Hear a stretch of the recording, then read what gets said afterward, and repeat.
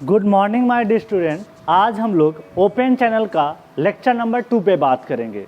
अगर मैं पिछले लेक्चर की बात करूं तो वहां पे मैंने टाइप ऑफ फ्लो आपको बता दिया था कि स्टडी फ्लो क्या होता है, अनस्टडी फ्लो क्या होता है, रिजिड बाउंड्री क्या होता है, मोबाइल बाउंड्री क्या होता है। उसके साथ में मैंने आपको ये भी बता दिया था कि on the basis of fraud number flow कितने टाइप का आपका हो सकता है, उसके बारे में मैंने आपको डिटेल में बता दिया था। ठीक, आज हमारा ये टॉपिक ये होगा कि जो भी फ्लो हमने पढ़ा था उसके बारे में फर्दर हम लोग डील करने वाले हैं। ठीक है, चल।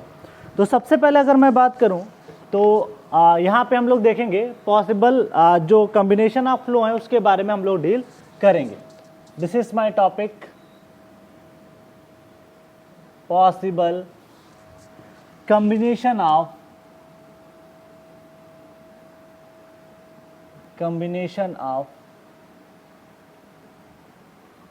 फ्लो। ठीक है, तो पॉसिबल कॉम्बिनेशन ऑफ फ्लो के बारे में हमको यहाँ पे डील करना है। ठीक है, तो दिस इज द टॉपिक। यहाँ पे अगर देखें तो बहुत सारे कॉम्बिनेशन बनेंगे जिनके बारे में आपने पहले भी एफएम में पढ़ रखा होगा और आज हम दोबारा भी देख लेते हैं क्या है ये कॉम्बिनेशन, इसको देखते हैं। जैसे आपके कुछ कॉम्बिनेशन ऐसे भी हो सकते हैं जैसे study uniform, study non uniform, इस तरीके के फ्लोस बन के आते हैं। तो सबसे पहले मैं बात कर लेता हूँ, ये निकल के आता है स्टडी भी हो और यूनिफॉर्म भी हो तो पॉसिबल हो सकता है study uniform flow. Study and uniform flow मतलब स्टडी फ्लो भी है, इसका मतलब टाइम के साथ में जो है उसकी वेलोसिटी फ्लो पैरामीटर्स वो क्या है आपके कांस्टेंट रहने वाले हैं। टाइम के साथ वेलोसिटी नहीं चेंज होगी, टाइम के साथ डिस्चार्ज नहीं बदलेगा, टाइम के साथ प्रेशर नहीं बदलेगा। हालांकि हम लोग यहाँ पे प्रेशर की बात नहीं करते बिकॉज ऑफ द कि यहाँ पे हम लोग ओपन चैनल पढ़ रहे हैं तो यहाँ पे वेलोसिटी डिस्चार्ज से ज़्यादा मतलब रहता है। ठीक है, और this is second one is study non uniform, study non uniform flow. Study हो सकता है और उसके साथ में एक कॉम्बिनेशन ये भी बन सकता है कि नॉन यूनिफॉर्म फ्लो। ठीक है, मतलब विद रिस्पेक्ट टू कोऑर्डिनेट या लेंथ आपका डिस्चार्ज या वेलोसिटी डिस्चार्ज या और भी सारे जो पैरामीटर्स हैं वो आपके बदलते रहें। मतलब जैसे डेप्थ ऑफ फ्लो ये अलोंग द लेंथ अगर बदल रहे हैं तो उसको बोलते हैं नॉन यूनिफॉर्म फ्लो। नेक्स्ट निकल के आता है थर्ड कि पहले तो फ्लो आपका अनस्टेडी हो, क्या ये कॉम्बिनेशन बन सकता है या नहीं। Unsteady uniform flow, uniform flow.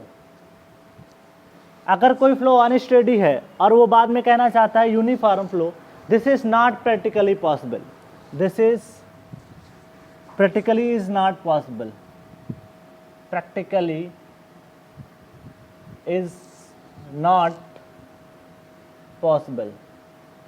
ठीक है, तो प्रैक्टिकली ये पॉसिबल ही नहीं हो पाता बिकॉज अब पहले उसने बोला अनस्टेडी फ्लो फिर कहता है यूनिफॉर्म हो जाए। ऐसा प्रैक्टिकली कहीं पे पॉसिबल नहीं हो पाता है कि भैया पहले वो अनस्टेडी है और बाद में उसको आप यूनिफॉर्म कर रहे हो मतलब वो यूनिफॉर्म हो जाए, ऐसा पॉसिबल नहीं हो पाता है। प्रैक्टिकली बात करें कॉपी किताब पे तो अपना चल जाएगा मैथमेटिकली, बट अगर बात कर लेते हैं कि इसको प्रैक्टिकली देखा जाए, अनस्टेडी का मतलब है टाइम के साथ डिस्चार्ज बदल रहा है और आप सोच रहे हो कि उसको यूनिफॉर्म भी हो जाए तो नॉट पॉसिबल, क्योंकि टाइम के साथ तो डिस्चार्ज बदल रहा था। कोई ज़रूरी नहीं कि इस सेक्शन पे दूसरे सेक्शन के अलोंग द लेंथ आपका डिस्चार्ज सेम हो, क्योंकि वो पहले अनस्टेडी है, फिर यूनिफॉर्म पॉसिबल नहीं हो सकता। ठीक है, तो ये वाला फ्लो आपका कॉम्बिनेशन नहीं बनेगा, बाकी ये वाला कॉम्बिनेशन बन जाएगा, ये वाला कॉम्बिनेशन बन जाएगा और एक और बन जाएगा क्या, दिस इज अनस्टेडी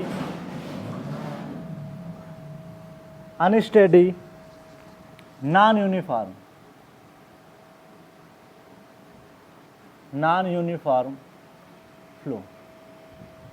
ठीक है, तो इस तरीके से आपको ये फ्लो ध्यान रखने हैं। ठीक है, ये आपका केस जो निकल के आया है अनस्टेडी नॉन यूनिफॉर्म, मतलब कि अगर कोई प्रैक्टिकली फ्लो अनस्टेडी है तो वो यूनिफॉर्म तो नहीं हो सकता बट नॉन यूनिफॉर्म हो सकता है, तो वही ये लिखा गया non uniform flow. Non uniform का मतलब क्या होता है कि टाइम जो आपका लेंथ के अलॉन्ग जो है डिस्चार्ज वगैरह क्या होना चाहिए, सेम होना चाहिए। ठीक है, चल नेक्स्ट पॉइंट ऑफ डिस्कशन है, नोट पॉइंट करके मैं मेंशन कर देता हूं।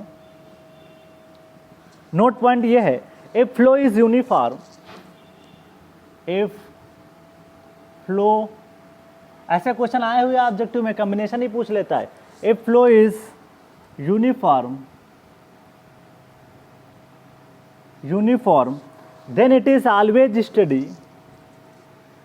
then it is always steady, this is always steady, ठीक है। ये always कैसा रहेगा, steady रहेगा। if flow is non-uniform, flow is non uniform, then steady unsteady कुछ भी हो सकता है। It can be study,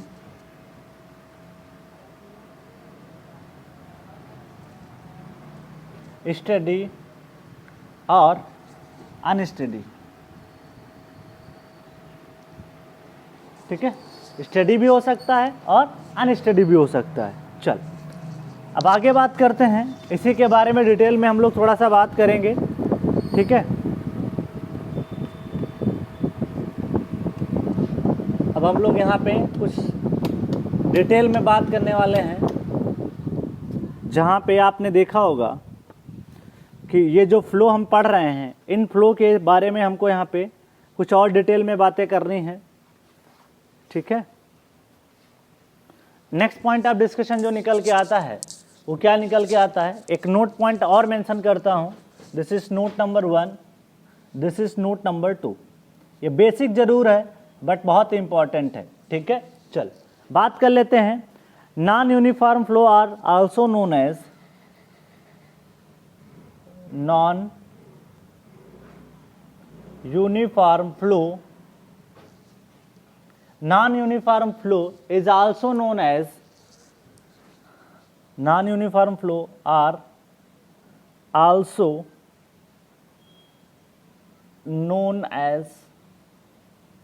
known as varied flow। varied flow इसलिए नाम पड़ रहा है क्योंकि टाइम के साथ ये जो नॉन यूनिफॉर्म फ्लो है ये वेरिड फ्लो, क्यों, क्योंकि इसमें देखो डेप्थ बदलती रहती है, ठीक है। इस वजह से इसका नाम which can be further classified, which can be further classified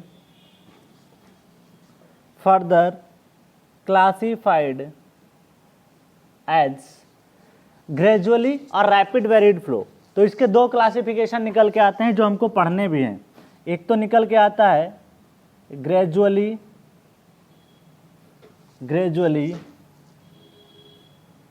varied flow, और एक निकल के आता है रैपिडली वेरिड फ्लो। दूसरा है रैपिडली वेरिड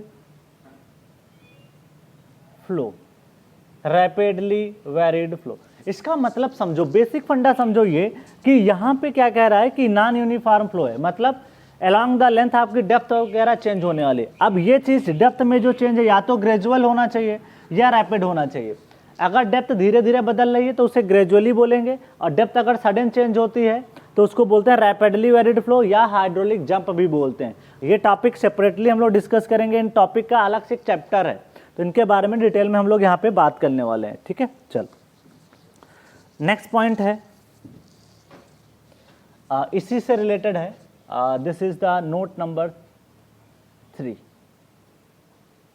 इसमें ये कहना चाहते हैं कि जो ग्रेजुअली वेरिड फ्लो है और जो रैपिडली वेरिड फ्लो है, इसमें ना ही कोई वाटर ऐड होगा और ना ही कोई वाटर बाहर निकलेगा, ठीक है। तो दोनों को ध्यान रखना है। यहाँ पे ना ही कोई मास ऐड होगा, इसके एग्जांपल भी दे दूंगा, बहुत सिंपली समझ में आ जाएगा। जैसे कि आपकी कोई मान लिया कि बहुत बड़ी नदी निकली हुई है और वहाँ से कोई नहर नहीं निकले, या ना कोई नहर ऐड हो ना कोई नदी उसमें ऐड हो, तो ऐसी नदी को जो हम बात करेंगे तो वो ग्रेजुअली वेरिड फ्लो मतलब वेरिड फ्लो में आ जाएगा। अभी बात करेंगे जिसमें वाटर ऐड होता है उसको एक अलग नाम देते हैं, ठीक है। चल तो first of all in gradually varied flow, short में लिख रहा हूँ, अब GVF करके लिखूंगा। In gradually varied flow and rapidly varied flow, short में लिख दिया rapidly varied flow, no water should be added, no water should be, no water should be, no water should be added, should be added, not should be, no water should be added or subtracted, subtracted, no water should be added or subtracted from the system, from the system, from the system, from the system. If change in depth along the length occurs, if change in depth along the length occurs due to some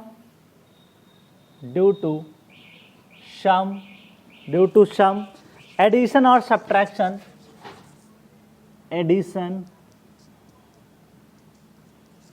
or subtraction,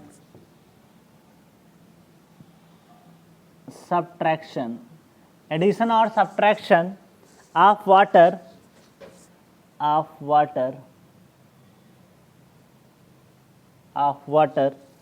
then it is called,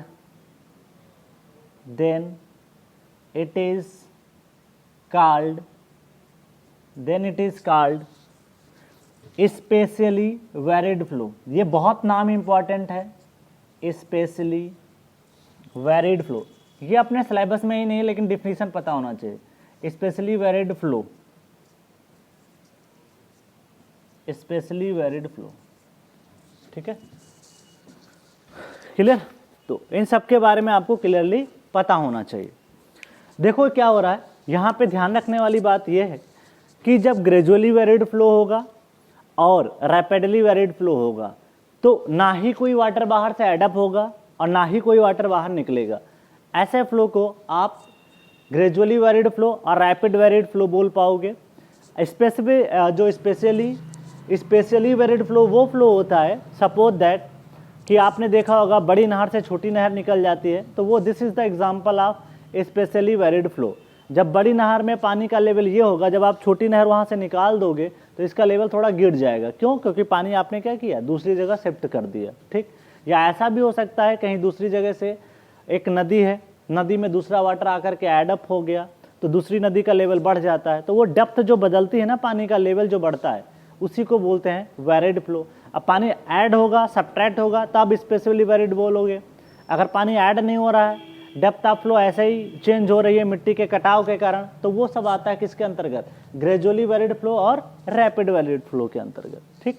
आगे बात करते हैं कुछ points के बारे में और, ठीक है। यहाँ पे जो बात निकल के आती है, जो आपका जो केस अगला निकल के आता है ये कि अगर स्टेडी फ्लो है तो इसमें भी जो कॉम्बिनेशन बनते हैं उनके कुछ एग्जाम्पल प्रैक्टिकली अगर हम देख लें तो बेटर समझ में आएगा। इसका मतलब ये हुआ कि अगर हम जो भी टॉपिक पढ़ रहे हैं उसके कौन कौन से प्रैक्टिकल एग्जाम्पल हो सकते हैं, कि स्टडी यूनिफॉर्म का एग्जाम्पल कहाँ पे हो सकता है, स्टडी नॉन यूनिफॉर्म का एग्जाम्पल कहाँ पे हो सकता है, वो सारे के बारे में हम लोग ये डील करने वाले हैं, ठीक है। चल, तो नेक्स्ट पॉइंट हमारा जो डिस्कशन का यही है कि कॉम्बिनेशन बनाते समय हमको ये ध्यान रखना जरूरी है कि प्रैक्टिकली कैसे पॉसिबल है। तो दिस इज द कॉम्बिनेशन निकल के आएगा study, this is study. Study में भी हमारे कई कॉम्बिनेशन निकल के आते हैं।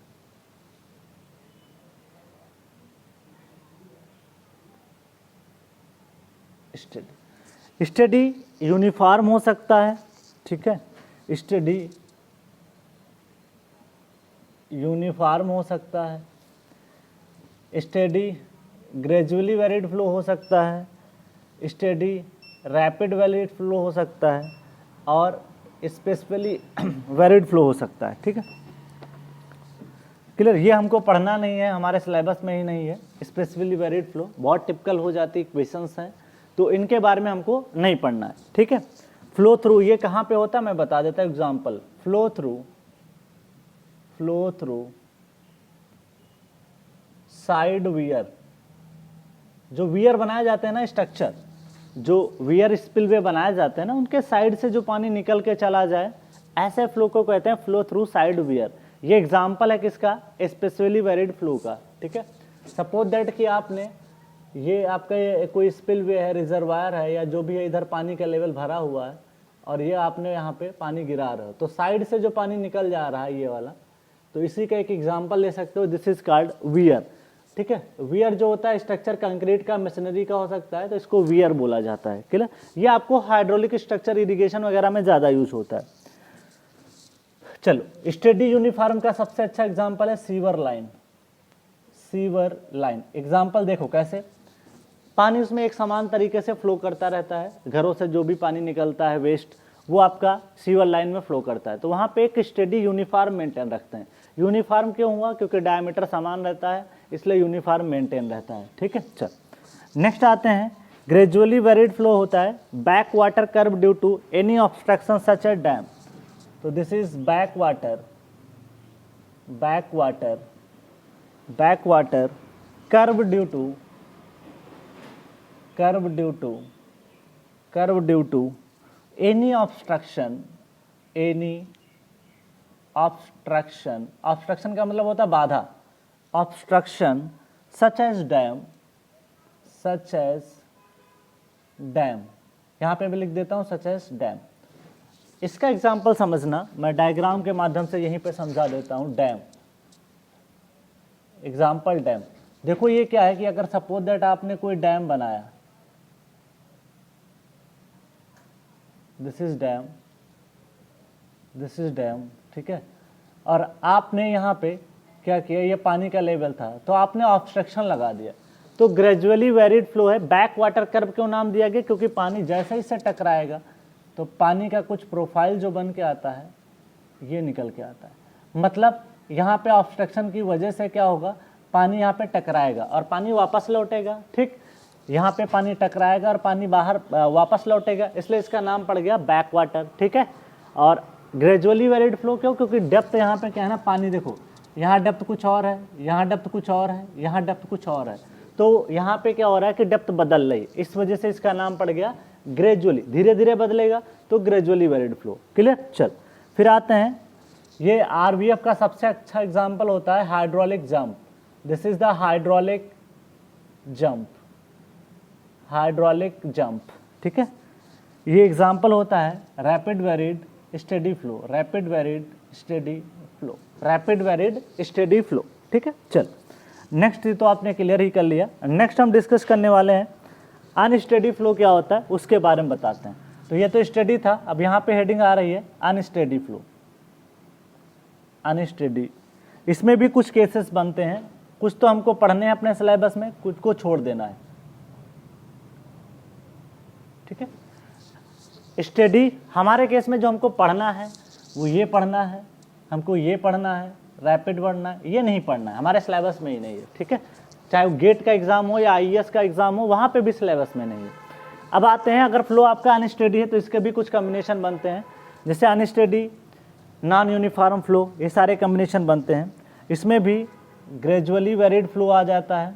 ठीक है, ओके, फिर रैपिड वेरिड फ्लो है, इसका एग्जाम्पल आता है सर्ज वेव। सर्ज, सर्ज कुछ नहीं होता, लहरें होती पानी की। अगर पानी की लहरें इस तरीके से चल रही हैं उसको बोलते हैं सर्ज। तो अनस्टेडी रैपिड वेरिड फ्लो में सर्ज, रैपिड का मतलब समझ लेना कि डेप्थ बहुत जो है कम डिस्टेंस में ही काफ़ी चेंज हो रहा है, तो this is called rapid varied flow. Gradually का मतलब है अनस्टेडी है, तो flow, flood flow in river, ये एग्जाम्पल है फ्लड फ्लो इन रिवर। तो रिवर का एग्जाम्पल है जिसमें डेप्थ क्या हो रही है, बदल रही है पानी में, और ये आपका अनस्टेडी फ्लो है। वहाँ पे जब फ्लड आती है तो पानी बहुत ऐसा नहीं है कि कांस्टेंट रेट से बहता है, कभी पानी ज़्यादा होगा कभी कम होगा, इसलिए इसका नाम क्या पड़ा पता है, अनस्टेडी पड़ा। ठीक है, चल तो ये तो आपका एग्जाम्पल हो गया, ये तो flood flow in reverse, this is called GVUF। Next बात करते हैं, ये तो हमको पढ़ना नहीं है, ओके, ये भी नहीं पढ़ना है हमको, जो पढ़ना है ना, तो तो वो स्टेडी ग्रेजुअली वेरिड फ्लो पढ़ना है। अनस्टेडी ग्रेजुअली वेरिड फ्लो की इक्वेशन सॉल्व करना बहुत टिपिकल होता है, तो हमारे सिलेबस में ही नहीं है, ठीक है। नेक्स्ट आते हैं, ये आता है अनस्टेडी स्पेशली वेरिड फ्लो, जैसे सरफेस रनऑफ। रनऑफ का नाम तो हाइड्रोलॉजी में पढ़ा होगा, सरफेस रनऑफ बहुत अच्छे से सुना होगा जब हाइड्रोलॉजी पढ़ा होगा। रनऑफ क्या होता है? ऐसा वाटर जो कुछ तो पार्ट इन्फिल्ट्रेट कर जाता है, जो लैंड के ऊपर फ्लो करता हुआ दिखाई पड़ता है, दिस इज कॉल्ड रनऑफ, ठीक है। Overland flow due to rainfall, land के ऊपर फ्लो ड्यू टू रेनफॉल, बरसात के कारण जो भूमि के धरातल पे या सरफेस पे जो वाटर फ्लो करता है उसी को रनऑफ बोलते हैं। तो ये एक्चुअली क्या है, बरसात के कारण पानी ऐड हो रहा है, इसलिए इसका नाम पड़ गया स्पेशली वेरिड फ्लो, ठीक है। तो इसलिए ध्यान रखिएगा अनस्टेडी होता है, क्यों? क्योंकि बरसात कम ज़्यादा होती है तो ये जरूरी थोड़ी कि स्टेडी फ्लो हो जाएगा। बरसात कहीं ज़्यादा होगी कहीं कम होगा, तो उसका जो टाइम के साथ डिस्चार्ज होता है वो फिक्स नहीं होता है, कहीं ज़्यादा तो कभी कम। तो ये केस हैं, हमको ज़्यादातर ऊपर वालों पे फोकस करना होगा, ठीक है।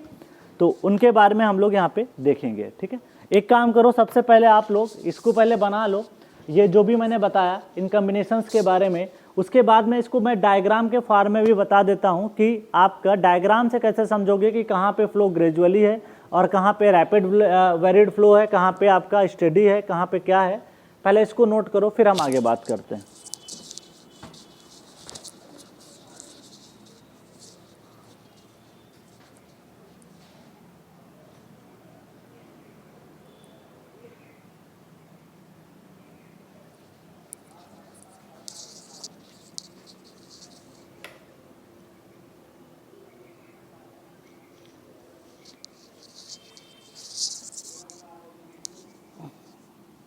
अब बात करेंगे हम लोग यहाँ पे डायग्राम से कुछ चीज़ों को समझेंगे। चल अब मैं रफ कर रहा हूँ चीज़ों को यहाँ पे।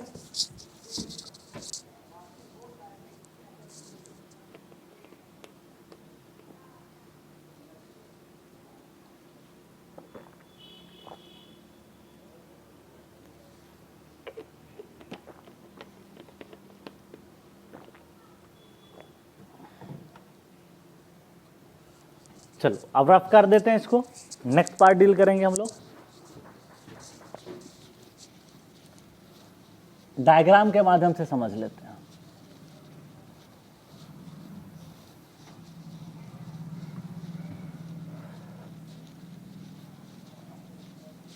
बहुत अच्छा टॉपिक है ओपन चैनल फ्लो।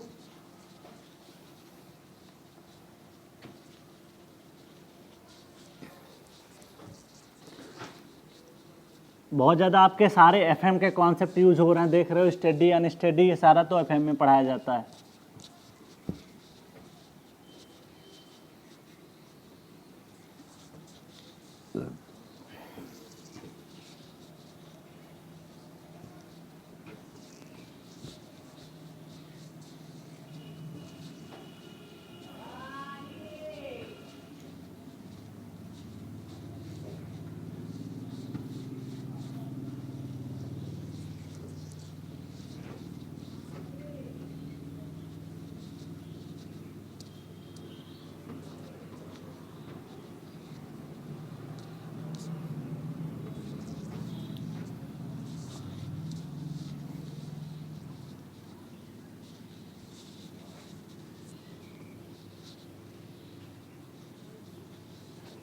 बात करेंगे हम लोग यहाँ पे डायग्राम के माध्यम से कुछ चीज़ों को समझने की।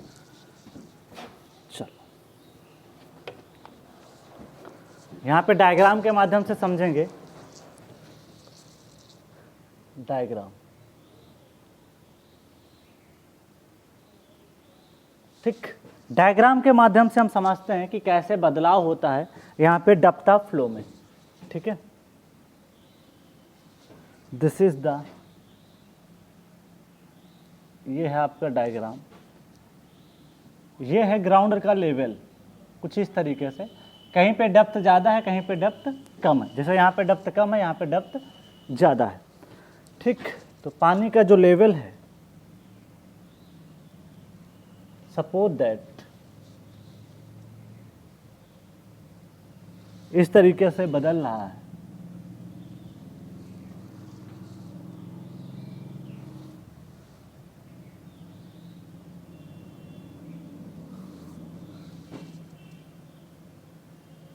इस तरीके से ये दिखाया गया है, ठीक है। चल,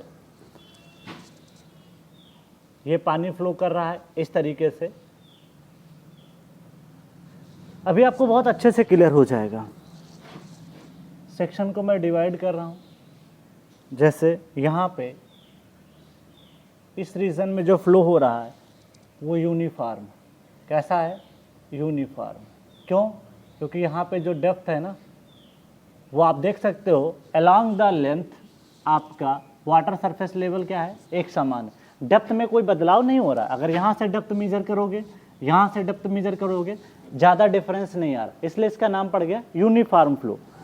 फिर अगर मैं बात करूँ इस सेक्शन से, यहाँ पे दैट इज़ ये जो जोन हमारा है, इसको मान लेते हैं, या थोड़ा सा इधर बढ़ा लो, ठीक है। इसको बोलते हैं gradually varied flow, GVF। This is called GVF, gradually varied flow, ठीक है।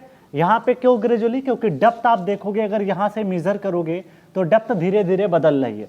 तो यहाँ पे डेप्थ कुछ जो है ज़्यादा है, यहाँ पे डेप्थ कम हो रही है, तो इसे कहते हैं ग्रेजुअली वेरिड फ्लो। नेक्स्ट निकल के आता है, यहाँ पे अगर आप देखोगे दिस इज द रीजन, और यहाँ से स्टार्ट करो तो इसको बोलते हैं rapid varied flow. This is called rapid varied flow. क्यों इसको रैपिड बोला गया? क्योंकि यहाँ पे देखो, यहाँ पे डेप्थ कुछ और है, यहाँ पे, यहाँ से मेजर करोगे डेप्थ, यहाँ से मेजर करोगे तो डेप्थ में काफ़ी बदलाव आया है अलोंग द लेंथ।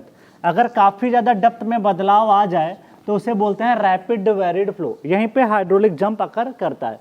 और फर्दर आप देखोगे आगे का जो क्षेत्र है, ये वाला जो क्षेत्र है, ये दोबारा आपका चला जाएगा किस में, ग्रेजुअली वेरिड फ्लो में, ग्रेजुअली वेरिड फ्लो में। तो वही जो मैंने आपको पहले लिखा है, और ये हो जाएगा uniform flow. This is uniform flow, ठीक है। तो आपको यही देखना पड़ेगा डायग्राम से कि यहाँ पे जो बदलाव हो रहा है वो आपका अलोंग द लेंथ किस तरीके से बदल रही चीज़ें हैं, उनके बारे में आपको देखना है। अगर मान लिया कि आप डेप्थ बदल नहीं रही है तो वो यूनिफॉर्म है। अगर बहुत धीरे धीरे डेप्थ बदल रही है तो उससे ग्रेजुअली वेरिड, और बहुत सडन डेप्थ अगर ज़्यादा चेंज हो रही है तो उसे क्या बोलोगे, रैपिड वेरिड फ्लो। तो इस तरीके से हम लोग समझ सकते हैं, और वही चीज़ मैंने लिखवाई भी आपको है, क्लियर। चल, नेक्स्ट पॉइंट ऑफ डिस्कशन है geometric properties of the channel section. तो सबसे पहले अगले नेक्स्ट हेडिंग में बात करूं तो मैं यहाँ पे मेंशन कर रहा हूँ geometric properties of channel section. Geometric, ये बहुत इंपॉर्टेंट है पूरे टॉपिक में, geometric properties of channel section, of channel section, ठीक है। ज्योमेट्रिक प्रॉपर्टीज के बारे में बात करें, डेप्थ की बात करेंगे, एरिया की बात करेंगे, टॉप विड्थ की बात करेंगे, इनके सब के बारे में डील करना है। तो सबसे पहले निकल के आता है depth of flow. First heading है डेप्थ ऑफ फ्लो, क्योंकि यहाँ पे कई डेप्थ आते हैं इसलिए कंफ्यूजन ना हो, इसलिए एक एक करके मैं एक्सप्लेन कर देता हूँ। तो डेप्थ ऑफ फ्लो वो होती है वर्टिकल डिस्टेंस, ध्यान रखिएगा जो बात लिखी गई है, vertical distance, vertical distance measured, vertical distance measured from bed to, from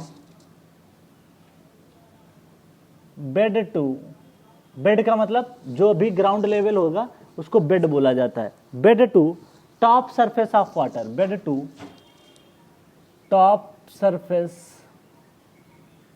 of water, top surface of water, ठीक है। Top surface of water, bed ये है, सपोज दैट जो भी वर्टिकल डिस्टेंस होगी उसको हम लोग वर्टिकल, ध्यान रखिएगा, डेप्थ ऑफ फ्लो में वर्टिकल डिस्टेंस लेना है।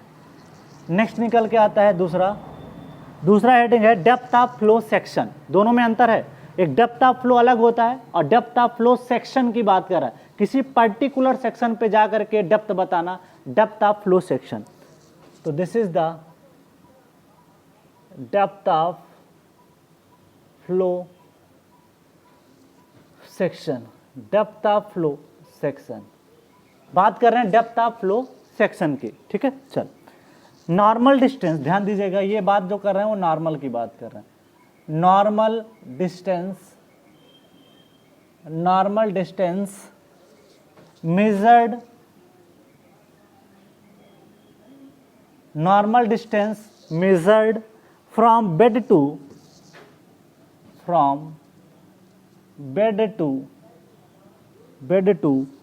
top surface of water, top surface of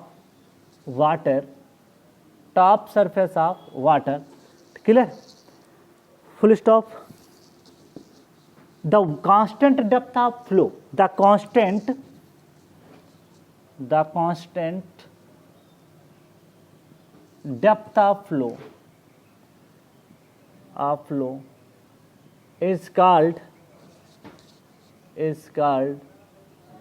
normal depth, तो ध्यान रखिएगा कांस्टेंट होना चाहिए डेप्थ, ठीक है। कांस्टेंट का मतलब है कि ये अगर डिस्टेंस बात करोगे तो इसको नॉर्मल बोलेंगे। यहाँ पे सपोज दैट ये y1 है, यहाँ पे भी y1 अगर कांस्टेंट रहेगी तब इसको आप नॉर्मल डेप्थ बोल पाओगे, क्लियर। तो पर्टिकुलर सेक्शन पे normal distance measured from the bed to top surface of the water level, तो ये जो top surface of water level है वहां तक मेजर करना आपको कहलाएगा, क्लियर। चलो आगे बढ़ते हैं, नोट करके एक पॉइंट मेंशन कर देता हूं। Since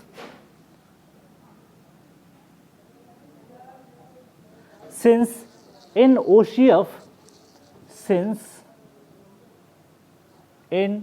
open channel flow OCF, bed slope of channel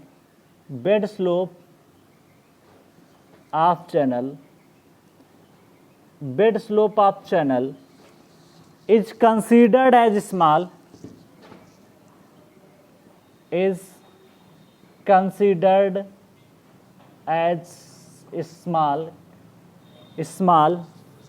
therefore depth of flow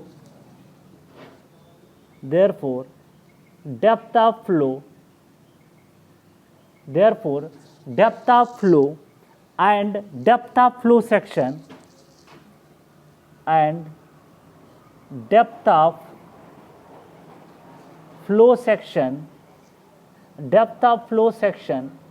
अभी डायग्राम से और क्लियर हो जाएगा। Depth of flow section are same due to विच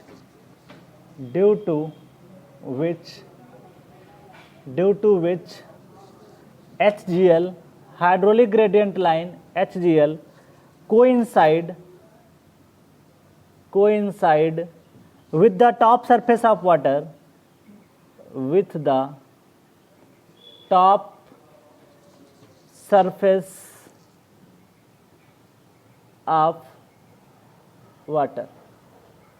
ठीक है, क्लियर। चलो दूसरा पॉइंट मेंशन करता हूं, अभी सारा लिख देता हूं, उसके बाद में सारी चीजों को एक साथ एक्सप्लेन करता हूं। Note number 2,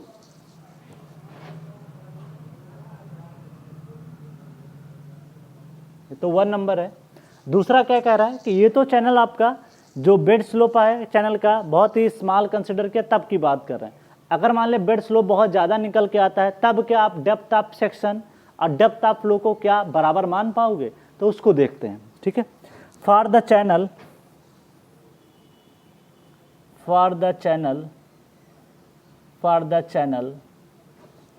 having large bed slope,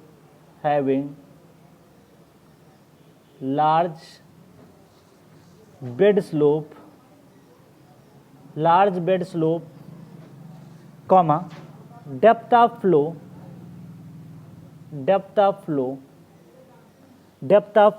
and depth of flow section and depth of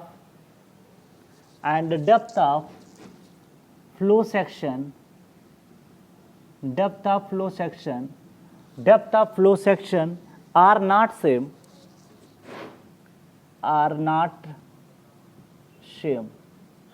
are not same and HGL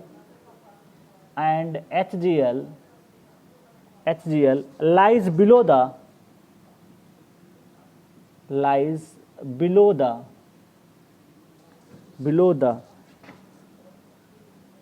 top surface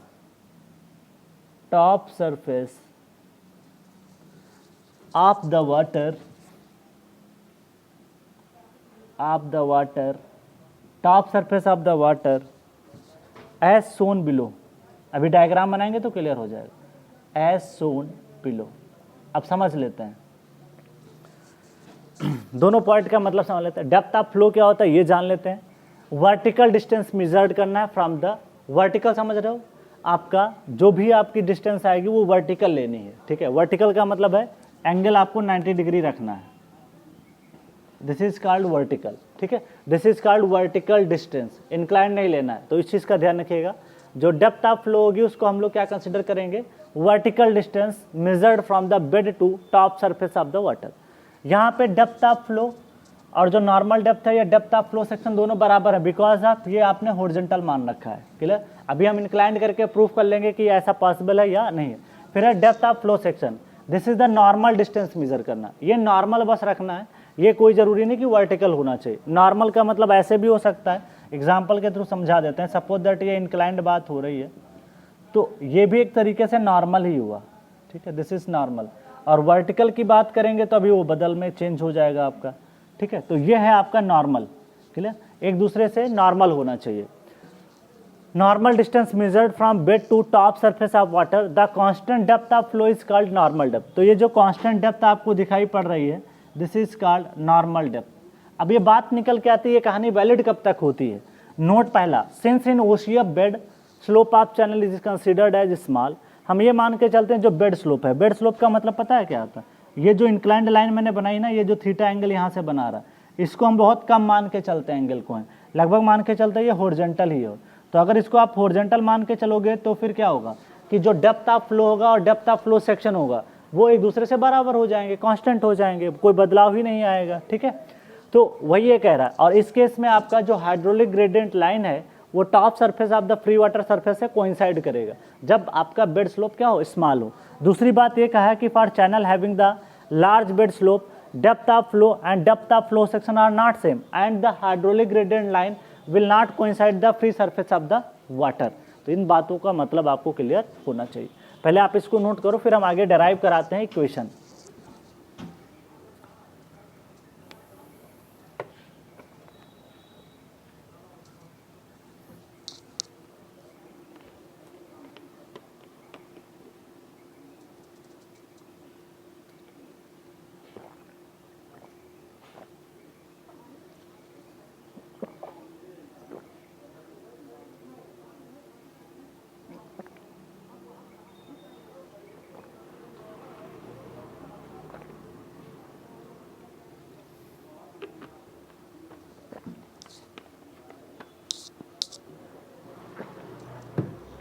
पहले आप नोट कर लो, फिर आगे बात करते हैं.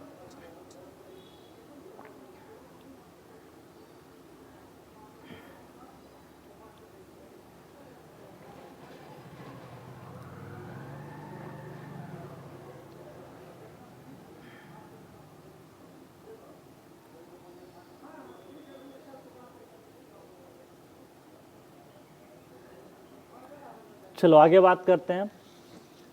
ये तो आपने नोट कर लिया होगा, काफ़ी इंपॉर्टेंट हैं पॉइंट्स ये. ठीक है, आगे बढ़ते हैं.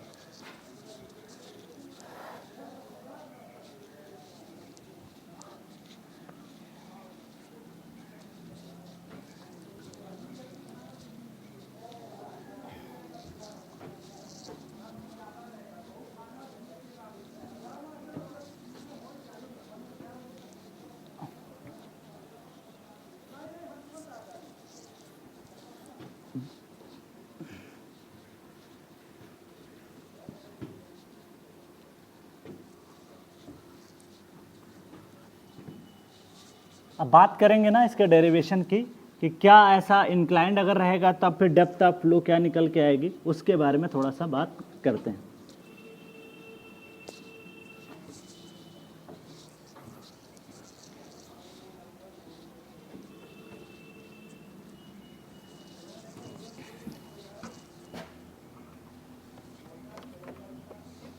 आगे बात करते हैं। नेक्स्ट पॉइंट ऑफ डिस्कशन निकल के ये आता है कि मेरे को डिराइव करना है एक्सप्रेशन कि मान लिया कि आपका जो चैनल का जो बेड है वो आपका कुछ स्लोपी है, ठीक है, तो उसके बारे में यहाँ पे हमको डील करना है। सपोज दैट कि मान लेते हैं कि आपका डेटम कहीं यहाँ पे है, डेटम आप कहीं पे भी ले सकते हो, आपकी मर्जी, ठीक, बट आपका एक कांस्टेंट लेवल होना चाहिए। दिस इज कॉल्ड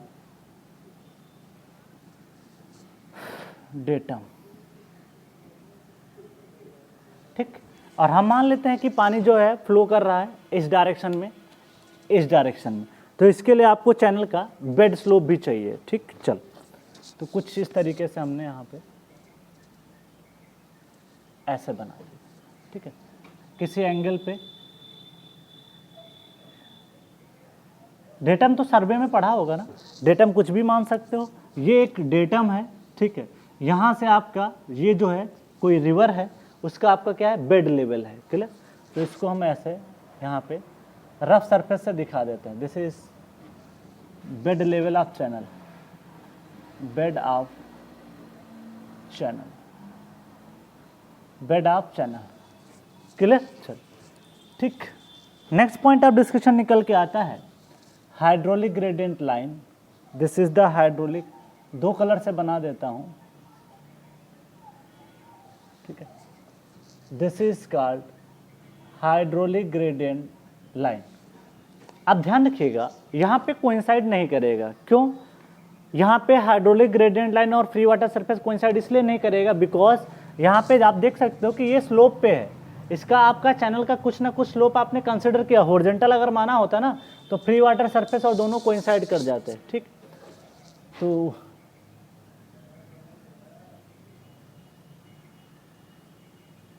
ये जो लेवल है ना ब्लू कलर से, ये है free water surface level, free water surface level. ये क्या है, फ्री वाटर सरफेस लेवल, जिसको हम लोग एक सिंबल से दिखाते हैं। This is clear. चल, यहाँ पे दो सेक्शन को कंसीडर कर रहे हैं। सपोज दैट एक आपने यहाँ पे माना, दिस इज 1 1, यहाँ पे आप मान रहे सपोज दैट दिस इज 2 2, ठीक। ये आपको एलिमेंट कंसीडर कर रहे हैं डेराइव करने के लिए। आप बाकी बहुत सारा जोन है, सबको तो कंसीडर करने का कोई मतलब है नहीं, एक पर्टिकुलर जोन ले लेंगे, वहाँ पे हमको कंसीडर करना है। सेक्शन कट कर लेंगे कि भैया यहाँ से लेकर के यहाँ तक एनालिसिस हमको करना है, क्योंकि देखिए क्या है ना, ये लेंथ बहुत ज़्यादा है तो सबको तो एनालिसिस नहीं कर सकते। आप छोटी सी लेंथ के लिए आप एनालिसिस करोगे। मान लेते हैं ये लेंथ जो है वो dx है, क्या है, डेल्टा x है, डेल्टा x इसको हम लोग मेजर कर लेते हैं, क्लियर। चल, उसके बाद में हमने यहाँ पे इस डेप्थ को दूसरा कलर लेके दिखाते हैं, थोड़ा सा, 1 मिनट, ग्रीन कलर से लिख देते हैं, ठीक।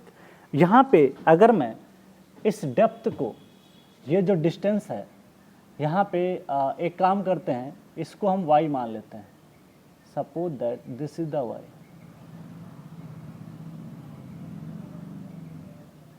ये है y, ठीक। अच्छा, ये y डिस्टेंस आपने ध्यान रखिएगा, फ्री वाटर सरफेस से इसके बेड तक आपने इसको माना है, क्लियर। चल, अब देखो जो भी सेक्शन आपने कंसीडर किया है, यहाँ पे इस जोन में वाटर का वेट भी काम करेगा। तो आपने पढ़ा होगा ना, वेट का कंपोनेंट कैसा होता है, ऑलवेज नॉर्मल होता है। आप प्रैक्टिकल एग्जांपल दिखा देता हूँ। सपोज दैट ये एक ब्लॉक होता था, ये इंक्लाइंड आप रखते थे, ये इसका कंपोनेंट हमेशा कैसा होता था, वर्टिकल होता था। दो कंपोनेंट आप निकालते थे इसके, अगर ये एंगल थीटा है तो ये भी एंगल थीटा निकल के आता था, ये डब्लू कॉस थीटा निकल के आता था, ये डब्लू साइन थीटा निकल के आता था, ठीक है। कुछ कहानी सेम वैसे भी यहाँ पे भी है, ठीक। तो इसका कंपोनेंट भी आपको निकालना पड़ेगा, ठीक है। दिस इज द, दूसरे कलर से थोड़ा मार्क करते हैं, वेट आपका नॉर्मल होना चाहिए,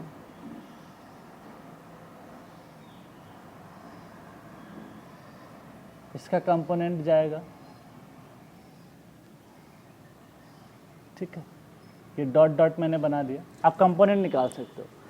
ये एंगल अगर थीटा है तो प्रूफ करने के बाद में ये भी एंगल जो है वो थीटा निकल के आता है।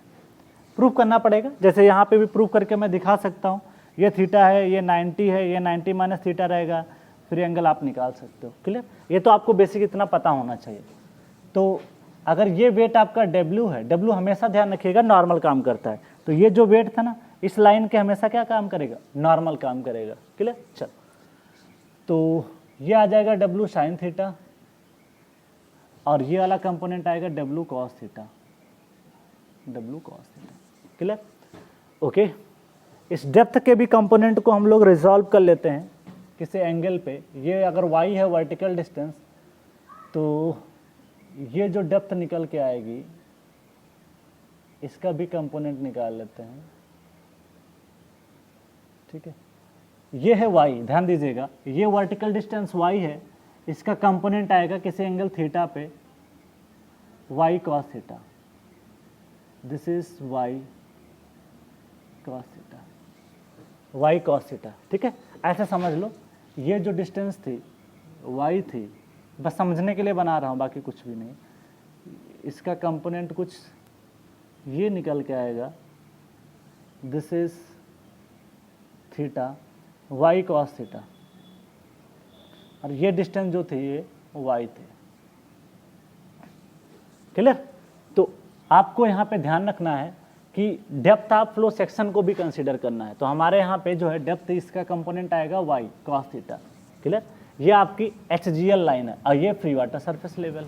चलो आगे बढ़ते हैं, यहाँ पे कुछ चीज़ों को हम लोग डेराइव करते हैं। ठीक है, चल इस तरीके से थोड़ा सा यहाँ पे ध्यान रखना होगा। और हाँ, आपने जो कंसीडर किया इसको माना Z, ये है डेटम, डेटम हेड बोला जाता है। ठीक है, तो अगर आपको कहीं पे एनर्जी इक्वेशन लिखनी है तो डेटम हेड प्लस ये प्रेशर हेड बोलते हैं इसको, है जो y cos थीटा आएगा, नॉट की y आएगा, क्योंकि हमको वर्टिकल डिस्टेंस ही लेना होता है। ठीक है, तो वर्टिकल डिस्टेंस के हिसाब से हम लेंगे y cos theta naught y। अगर ये हॉरिजॉन्टल होता है ऐसे, यहाँ इंक्लाइन ना कोई हॉरिजॉन्टल होता है, तो चाहे y cos थीटा लिखो, क्योंकि थीटा बराबर 0 पे cos 0 1 होता है। चलो इस चीज को समझने के लिए सेक्शन को बाहर निकालते हैं, 1 1 and 2 2। This is the 1 1 and 2 2, this is 1 1, this is 2 2। Clear, चल दिस इज डेल्टा x और इसको y मेजर किया गया है, y। ठीक है, तो ये डिस्टेंस जो हमने कंसिडर किया था ये तो आपकी क्या है, y है। बाकी इसके वेट के कंपोनेंट को दिखा देते हैं, this is W sine theta. ठीक है, और थोड़ा सा इसमें जो चेंज है हल्का सा दिखा देते हैं, बहुत ज़्यादा डिफरेंस नहीं आता ना, एंगल बहुत ज़्यादा नहीं होता, तो W है, ये एंगल थीटा होगा, तो ये वाली जो वैल्यू है W cos थीटा, ये एक्चुअली बहुत माइन्यूट एंगल होता है, इस वजह से आपको दिखाई नहीं पड़ेगा इतना। थोड़ा जूम करके बना देंगे तो आपको होगे सर एंगल ज़्यादा ले लिए, इस वजह से हम थोड़ा सा यहाँ पे कम कर रहे हैं। यहाँ से कोई प्रेशर काम कर रहा है, suppose that this pressure is suppose that P, ये काम कर रहा है। अब मेरे को डेराइव करना है एक्सप्रेशन फॉर प्रेशर कि क्या निकल के आएगा। ठीक है, ये हाइड्रोस्टेटिक प्रेशर काम करेगा। अब बात कर लेते हैं, यहाँ पे हम लोग निकाल लेते हैं क्या, बैलेंस करते हैं फोर्सेस को, वर्टिकल फोर्स ही बैलेंस करना है, नीचे से हाइड्रोस्टेटिक प्रेशर, ऊपर से वर्टिकल वेट जो पानी को आपने कंसिडर किया सेक्शन 1 1 एंड 2 2 के बीच में कंसिडर किया, तो हम लिख सकते हैं क्या, सिग्मा Fy इजकल टू 0। यहाँ से लिखा जा सकता है क्या, पहले एक काम करो, एक काम ये करो कि आप वो आपके पास प्रेशर है, प्रेशर को आप एरिया से मल्टीप्लाई कर दोगे तो फोर्स आ जाएगा, तो this is P into area आएगा डेल्टा x इंटू 1।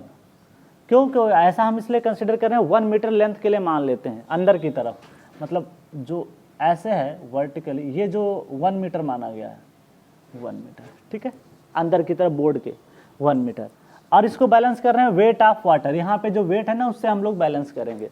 वेट क्या है, W cos थीटा। ठीक है, this is W cos theta. चल तो प्रेशर को क्या लिखा जा सकता है, P equal to W cos theta divide by delta X. Weight को क्या लिखा जा सकता है, रो वी इंटू जी, ठीक है, rho V into g cos theta divide by delta x, ठीक है, क्लियर। वॉल्यूम को क्या लिखा जा सकता है उसको मेंशन करते हैं। रो इंटू जी तो आपको यूनिट वेट पता हो गया, वॉल्यूम आपको लिखना है। वॉल्यूम किसका लिखना है पता है, ये जो एलिमेंट आपने कट किया इसी का ही वॉल्यूम लिखना है, ठीक। तो इसका वॉल्यूम क्या निकल के आ जाएगा, आप देखोगे तो that is the delta X into Y into 1 metre. देखो भाई यहाँ पे डेल्टा एक्स जो है ना, इसका जो है ये आपका लेंथ हो गया, ये डेप्थ हो गया, और पर मीटर लेंथ के लिए अंदर बोर्ड के अंदर हम निकाल रहे हैं, तो आपका इस एलिमेंट का, ये जो एलिमेंट डॉट डॉट करके मैं साइड से दिखा रहा हूँ, इसका आपको वॉल्यूम चाहिए, ठीक है। तो आपका हो जाएगा डेप्थ इंटू उसकी लेंथ इंटू हाइट हो जाएगा, तो वाई डेल्टा एक्स 1 मीटर। इस तरीके से आप इसको मल्टीप्लाई कर सकते हो, ठीक है। चल क्लियर। तो यहाँ से आप कॉस थीटा भी कंपोनेंट ले रखा है, क्योंकि यहाँ पे डब्ल्यू कॉस थीटा का कंपोनेंट आ गया है, इसलिए वाई कॉस थीटा लेने की ज़रूरत नहीं है, क्योंकि वेट के अंतर्गत ही वो कॉस थीटा का कंपोनेंट आ गया। तो इसको डिवाइड बाई डेल्टा एक्स तो चल ही रहा है, इसको कैंसिल आउट कर सकते हो। तो रो इंटू जी इंटू वाई कॉस थीटा, ये निकल के आपका रिलेशनशिप आ जाता है, दैट इज प्रेशर। और रो जी को लिख सकते हो gamma into Y cos theta. हमारा केस ज़्यादातर किसका है, वाटर का है।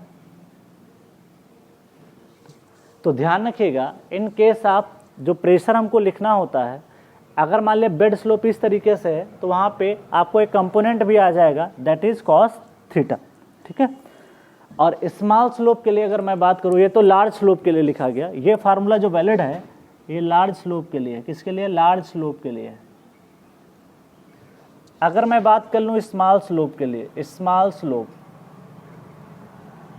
Theta is nearly equal to 0, तो cos theta cos 0 is equal to 1, तो P is equal to gamma into.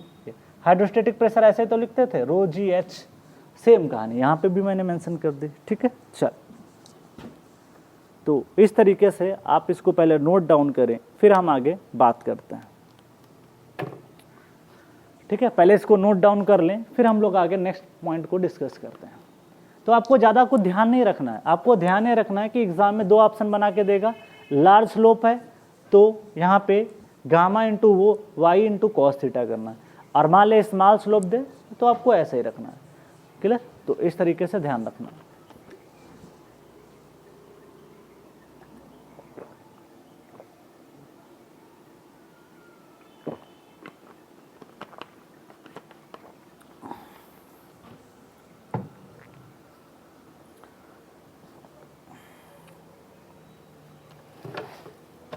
तो पहले इसको नोट डाउन कर लें, उसके बाद में हम लोग जो है आगे बात करते हैं।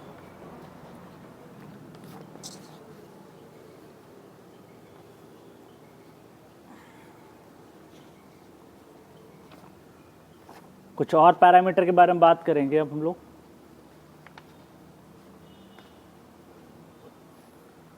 चलो आगे बढ़े। अब मैं इसको रफ कर रहा हूँ क्योंकि मेरे को और सारी चीज़ें डिस्कस करनी है। कुछ और पैरामीटर हैं जो डिस्कस कर लेते हैं, क्योंकि हाइड्रोस्टैटिक प्रेशर लिखने के लिए आपको वर्टिकल डिस्टेंस चाहिए होती ना, इसलिए वाई कॉस थीटा को लिखा।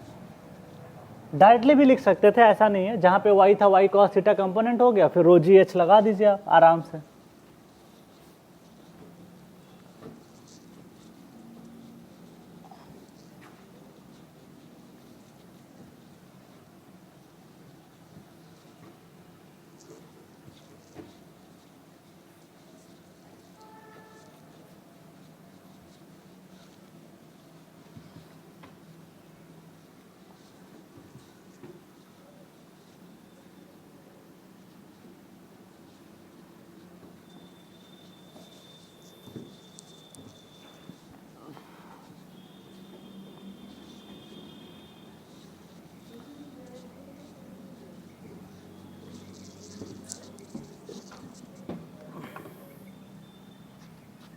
नेक्स्ट टॉपिक है आपका टॉप विथ।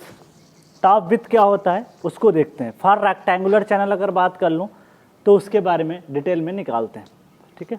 चल, दिस इज नेक्स्ट पॉइंट है, third point, top width. Suppose that आपका जो चैनल है वो आपने माना रेक्टेंगल, ठीक, इसकी डेप्थ y मान लिया आपने और विथ b मान लिया। तो आपसे पूछा गया टॉप विथ बताओ, तो टॉप विथ आप देख सकते हो, देख के भी बता सकते हो कि जो विथ यहाँ पे है वही विथ क्या है, टॉप पे है। तो इसमें रेक्टेंगल के केस में आपका जो टॉप विथ आएगा वो b के बराबर होगा। तो ध्यान रखिएगा, एग्जाम्पल याद रखिएगा, ये क्या है, रेक्टेंगुलर। तो रेक्टेंगुलर के केस में जो टॉप विथ है इसको मैं t से डिनोट कर रहा हूँ, जिसकी वैल्यू आपकी आएगी b के बराबर, ठीक। चल, बाकी आपको एक चीज तो पढ़ाई गई थी। नेक्स्ट आता है वेटेड पेरीमीटर। ये सारे पैरामीटर इंपॉर्टेंट है और आपको काफी हेल्पफुल होंगे। वेटेड पेरीमीटर, ठीक। It is the ratio of, या इसको दूसरे फॉर्म में लिख देते हैं, वेटेड पेरीमीटर का मतलब है वो पेरीमीटर जिसको पानी गीला कर रहा है, ठीक है। वेटेड का मतलब गीला करना होता है। तो ये जो पोर्शन आप देख रहे हो जिसको मैं डैट डस्ट कर रहा हूँ, सिर्फ इतना ही पोर्शन जो है आपका, अगर चैनल आपका है ओपन चैनल फ्लो, तो ये हो जाएगा इसका वेटेड पेरीमीटर, ठीक है।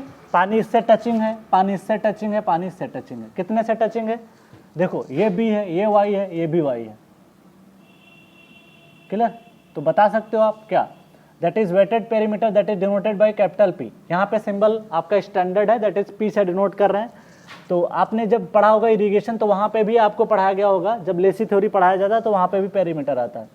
तो y इधर से चल रहे हैं, y plus B plus Y, this is b plus Y. तो इसका जो रिजल्ट आएगा वो b प्लस क्या आ जाएगा, 2y। तो ये पेरीमीटर का फार्मूला हो गया, बहुत यूजफुल है, b प्लस 2y। तो ध्यान रखिएगा, सिर्फ रेक्टेंगल के लिए वैलिड है अभी, और बाकी आपका जो भी चैनल बदलता जाएगा उस हिसाब से हम लोग निकालते जाएंगे। नेक्स्ट पॉइंट ऑफ रेफरेंस है वेटेड एरिया। वेटेड एरिया निकल के आएगा क्या, ए इजकल टू, एरिया रेक्टेंगल का क्या होता है, लेंथ इंटू विड्थ होता है, तो बी इंटू क्या निकल के आ जाएगा, वाई निकल के आ जाएगा, ठीक, ये निकल गया। नेक्स्ट बात करते हैं हाइड्रोलिक रेडियस। इसके कई नाम होते हैं, हाइड्रोलिक रेडियस बहुत क्वेश्चन पूछा जाता है। हाइड्रोलिक रेडियस और हाइड्रोलिक मीन डेप्थ, इसको दूसरा नाम होता है हाइड्रोलिक मीन डेप्थ, ठीक है। हाइड्रोलिक मीन डेप्थ, इसके दो नाम होते हैं, हाइड्रोलिक रेडियस या हाइड्रोलिक मीन डेप्थ होता है, ठीक है। तो इसको ध्यान रखना, बहुत इंपॉर्टेंट है। आपको 2-3 क्वेश्चन आपके एग्जाम में इस पे पूछे गए हैं। इसको वैसे जनरली डिनोट करते हैं कैपिटल आर से, कैपिटल आर से इसको डिनोट किया जाता है। नाम में लिखा है हाइड्रोलिक, हाइड्रोलिक का मतलब प्रॉपर्टी वाटर से रिलेटेड है। रेडियस क्या होता है इसको बात करेंगे। हाइड्रोलिक मीन डेप्थ भी इसकी बात करते हैं, इसको मीन डेप्थ भी बोला जाता है, ठीक है। तो एग्जाम में कुछ भी लिखा मिल सकता है, हाइड्रोलिक मीन डेप्थ बोले तब भी आ रहा है, हाइड्रोलिक रेडियस पूछे तब भी वही बात है। अब ये रेडियस अभी समझ में नहीं आएगा, ये रेडियस जब आपको कुछ टॉपिक डिस्कस हो जाएगा तब रेडियस भी समझ में आ जाएगा। एक्चुअली होता क्या है कि जब हम हाइड्रोलिक इफिशिएंट चैनल पढ़ते हैं या मोस्ट इकोनॉमिकल चैनल पढ़ते हैं, तो वहाँ पे डेराइव करके ये देख लेते हैं कि कोई एक सर्किल अगर हम इस चैनल के अंदर स्क्राइब करें, इसके रेक्टेंगल के अंदर एक सर्कुलर चैनल रखें, तो उसकी मैक्सिमम रेडियस कितनी आ सकती है उसके बारे में बात करना चाहते हैं, ठीक है। तो इसको लिखा जा सकता है, it is the ratio of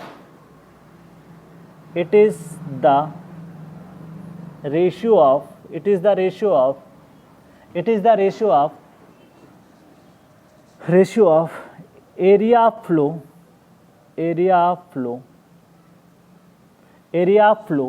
to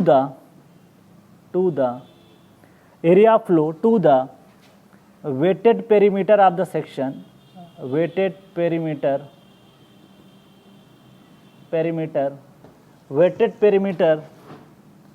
of the section, weighted perimeter of the section। तो मैथमेटिकली क्या लिखा जा सकता है, R equal to this is the A upon P। आप इस तरीके से इसको लिख सकते हैं, बहुत इंपॉर्टेंट है। Area upon, this is the area upon wetted perimeter. ठीक, एरिया आप निकालोगे किसी भी चैनल का हो, ट्रेपोजॉइडल का तो सॉइल में बहुत पढ़े हम लोग हैं, ठीक है, 1/2 पैरेलल साइड्स का समेशन इनटू समथिंग। तो आपको ध्यान ये रखना है कि आप किसी भी तरीके का एरिया हो आप निकालने में सक्षम हो। ध्यान रखने वाली बात यहाँ पे सबसे ज़्यादा ये है कि वेटेड पेरीमीटर की बात करते हैं, तो वेटेड पेरीमीटर का ध्यान रखना है कि अगर मान लिया चैनल चेंज होगा तो उस हिसाब से वेटेड पेरीमीटर बदल जाएगी। जैसे अगर फॉर एग्जांपल अगर मैं दिखाऊं, सपोज दैट ये चैनल आपका ट्रेपोजॉइडल है, कुछ इस तरीके से ये चैनल, अब आप यहाँ पे b+2i नहीं लिख पाओगे, अब वेटेड पेरीमीटर ये वाला पोर्शन आएगा, ठीक है। ये डेप्थ ऑफ y मान लीजिए आप, इसका स्लोप m हॉरिजॉन्टल 1 वर्टिकल मान लीजिए आप, m हॉरिजॉन्टल 1 वर्टिकल, तो ये my निकल के आता है। अभी प्रूफ कर देंगे आगे चल के। फिर पाइथागोरस आप लगाओगे तो ये अंडर रूट में करके ये वाली साइड जो है ना अंडर रूट में आएगी, y बाहर ले लो, m² + 1 निकल के आता है। तो यहाँ पे पेरीमीटर अगर आपको लिखना, समझा रहा हूँ बस थोड़ी देर के लिए, बाकी ज़्यादा ज़रूरत नहीं है, आगे टॉपिक है हमारा, बहुत डिटेल में पढ़ेंगे इसके बारे में।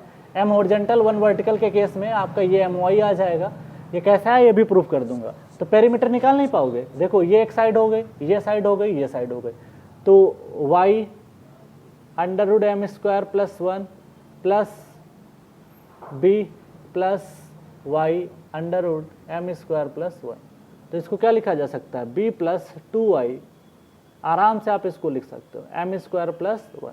तो ये पेरीमीटर हो गया। एरिया चाहिए अगर आपको, एरिया भी निकाल सकते हो। कैसे, एरिया क्या होता है, ट्रेपोजॉइडल का एरिया तो बहुत अच्छे से सॉइल में पढ़ा, 1/2, अगर ये b है तो ये भी ऊपर वाला क्या हो जाएगा, ये भी b हो जाएगा।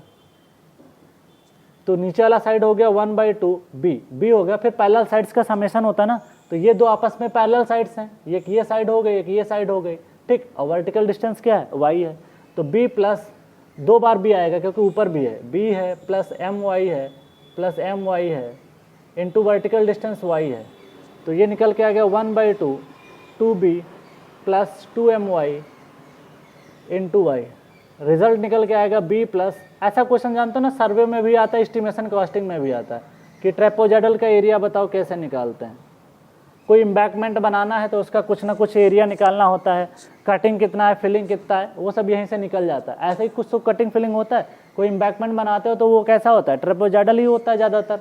तो ये सब फार्मूले वहाँ अप्लाई करके आप रिजल्ट, एस्टिमेशन कॉस्टिंग एंड सर्वे में भी निकाल सकते हो। क्लियर। अच्छा, अब बात कर लेते हैं, यहाँ पे मेरा केस जो चल रहा था वो रेक्टेंगल था, तो इस तरीके से आप यहाँ पे भी निकाल सकते हो। r = a/p कैसे निकालोगे, दिस इज a/p, एरिया आपके सामने है, ये सॉरी एरिया ये है b + my, ठीक है, इंटू y कर दोगे, डिवाइड बाय अगर बात करोगे तो ये आ जाएगा b + 2i √m² + 1। तो इस तरीके से आप निकाल सकते हो। अगर मेरा केस रेक्टेंगल है तब मैं कैसे निकालूंगा, मेरे पास एरिया है, मेरे पास पेरीमीटर है, तो इसको मैं r = एरिया बाई पेरीमीटर अगर लिखूं तो एरिया लिखूंगा b × y divide by b + 2i। तो इस तरीके से आप इसको भी लिख सकते हो। तो रेक्टेंगल के केस में ये आपका हो जाएगा, आपका हाइड्रोलिक मीन डेप्थ हो जाएगा। क्लियर। अगर मान लें वेरी वाइड चैनल है, for very wide rectangular channel, यहाँ पे इंपॉर्टेंट बहुत अक्सर यूज होता है, आपके एग्जाम में लैंग्वेज मिलेगी देखने को कि for very wide rectangular channel, for very wide rectangular channel, for very wide rectangular channel के केस में क्या होता है कि जो विड्थ होती है काफ़ी ज़्यादा हो जाती है एज कम्पेयर टू डेप्थ, तो width is very high as compare to depth of channel. मतलब विड्थ आपकी मान लिया 5-6 मीटर है या 10 मीटर का या 20 मीटर का चैनल हो गया और डेप्थ पता चला 1 मीटर है, 1 मीटर है, ½ मीटर है, तो निगलेक्ट कर सकते हैं क्या। तो यहाँ पे जो r आएगा ध्यान दीजिएगा, this is b × y, b + 2 ये 0 मानना पड़ेगा या निगलेक्ट कर सकते हैं इसको, ठीक है। तो ये वाला टर्म निगलेक्ट करना पड़ेगा आपको, ठीक है। तो जो भी यहाँ पे मैं 2i तो लिख देता हूँ और यहाँ पे इसको 0 का मार्क कर देता हूँ, क्यों, क्योंकि निगलेक्ट कर रहे हैं एज कम्पेयर टू किसका, b। सपोज दैट ये 10-20 मीटर है और ये मान लो 1 मीटर है, तो निगलेक्ट नहीं कर सकते हो, इस वजह से निगलेक्ट। ध्यान रखिएगा, समेसन है इसलिए निगलेक्ट करें, प्रोडक्ट वाले को नहीं निगलेक्ट कर सकते हैं, ठीक है। यहाँ पे तो देखो मान लिया ये 1 मीटर 2 मीटर होता और ये मान लिया 20 मीटर, 20 दूना 40 हो जाता है, और यहाँ पे 20 है और यहाँ पे 2 करोगे तो कितना आएगा, 20 + 2 कितना होता है 22। तो यहाँ पे प्रोडक्ट में कोई चीज़ निगलेक्ट नहीं हो सकती, जीरो नहीं कर सकते, नहीं तो पूरा टर्म जीरो हो जाएगा। तो R इक्वल टू लिखा जा सकता है B × Y divide by B cancel हो जाएगा, तो R इक्वल टू क्या निकल के आएगा Y। तो ध्यान रहे कि अगर आपको एग्जाम में बोला है कि वेरी वाइड रेक्टेंगुलर चैनल है, तो वेरी वाइड रेक्टेंगुलर चैनल के केस में आपको ध्यान ये रखना होगा कि जो हाइड्रोलिक मीन डेप्थ होती है वो आपकी डेप्थ ऑफ फ्लो सेक्शन के बराबर ही निकल के आती है। तो ये बातों का मतलब आपको क्लियर होना चाहिए। नेक्स्ट पॉइंट ऑफ डिस्कशन है कैरेक्टरिस्टिक लेंथ। तो ये 6 हो गया, 7th पे आते हैं, ठीक है। कैरेक्टरिस्टिक लेंथ, कैरेक्टरिस्टिक लेंथ इसको डिनोट किससे किया था, LC से। इसका जो फार्मूला था वो एरिया अपॉन टॉप विड्थ था, area of flow divide by top width of channel, top width of channel. जो भी चैनल हमारा रेक्टेंगुलर ट्रेपोजाइडल, हमारे केस में मान लिया हमारा ये ट्रेपोजाइडल होता है, एग्जांपल ले रहे हैं, मान लिया ये तो हमारा टॉप विड्थ, तो उसमें क्या निकाला आपने, B निकाला। ये रेक्टेंगल के केस में अगर मैं लिखूं, ध्यान दीजिएगा, for rectangular case, for rectangular section, rectangular section मैं बात कर रहा हूँ रेक्टेंगुलर सेक्शन की। तो रेक्टेंगुलर सेक्शन की अगर मैं बात करूँ तो आप रेक्टेंगुलर सेक्शन में देखोगे टॉप विड्थ जो है B के बराबर आ जाएगा, और जो एरिया आपने निकाला वो B × Y आया। तो इस तरीके से आप कैरेक्टरिस्टिक लेंथ निकाल सकते हो, LC equal to area divide by top width, this is area B × Y, this is B। तो ये भी आपका निकल के आता है LC इक्वल टू किसके बराबर, Y के बराबर। बट अगर आप यही ट्रेपोजाइडल सेक्शन ले लो तो ऐसा नहीं हो पाएगा। ट्रेपोजाइडल सेक्शन में आप देखोगे कि आपके पास टॉप विड्थ क्या है, B + My + 2My। तो टॉप विड्थ अगर मैं बात करूं ट्रेपोजाइडल की, चलो अभी बात नहीं करते हैं, पहले चलो देख लेते हैं एग्जाम्पल के रूप में ट्रेपोजाइडल, बाकी आगे आना है ट्रेपोजाइडल सेक्शन। ट्रेपोजाइडल सेक्शन के केस में टॉप विड्थ आपने देखा, टॉप विड्थ वो किसके बराबर आएगा, this is called T। Top width जो है ना वो B + My + My के बराबर हो जाएगा। बाकी आप बहुत समझदार हो, एरिया आपको पता है। तो अगर आपको इन केस आप ट्रेपोजाइडल सेक्शन के केस में आपको निकालना हो क्या कैरेक्टरिस्टिक लेंथ, तो क्या हो जाएगा, LC equal to characteristic length equal to area divide by top width. Area आपको पता है क्या, B + My है, एरिया आपने निकाल रखा ना, B + My × Y divide by ये आ जाएगा B + 2My, ठीक है। तो रट्टा मानने की जरूरत नहीं, इतने समझदार हो कि कैसे प्रूफ किया जा रहा है चीज़ों को, वो तो आपको पता ही होगा, ठीक है। फिर आगे बात कर लेते हैं फ्राउड नंबर की। तो नेक्स्ट पॉइंट ऑफ डिस्कशन है 8, रेक्टेंगल के केस में फ्राउड नंबर। फ्राउड नंबर को केस में हम अगर बात करें FR से, तो वेलोसिटी अपॉन G × LC हम लोग लिखते थे। डैट आपको ध्यान रखना है कि यहाँ पे कैरेक्टरिस्टिक लेंथ होता है, नॉट डायमीटर होता है या लेंथ होता है, ठीक है। तो कैरेक्टरिस्टिक लेंथ हमारे केस में हर अलग अलग चैनल में अलग अलग होगा। कैसे, अगर आप देखोगे यहाँ पे कुछ और निकल के आ रहा है, रेक्टेंगल में डेप्थ ऑफ फ्लो के बराबर है, तो अगर रेक्टेंगल का लिखना है तो V अपॉन क्या लिखोगे, G × Y लिख दोगे। तो इस तरीके से आप इसको लिख सकते। तो ये रेक्टेंगल के केस में लिखा गया है Froude number V upon G × Y। तो इस तरीके से आपको ध्यान रखना होगा, ठीक है। चलो, तो पहले आप नोट कर लें, फिर आगे बढ़ते हैं।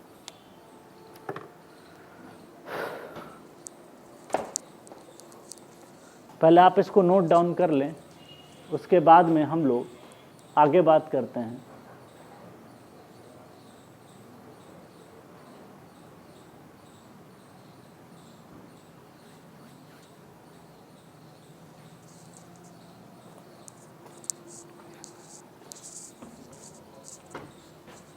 आप जल्दी से इसको नोट कर लें, फिर हम लोग आगे बात करेंगे।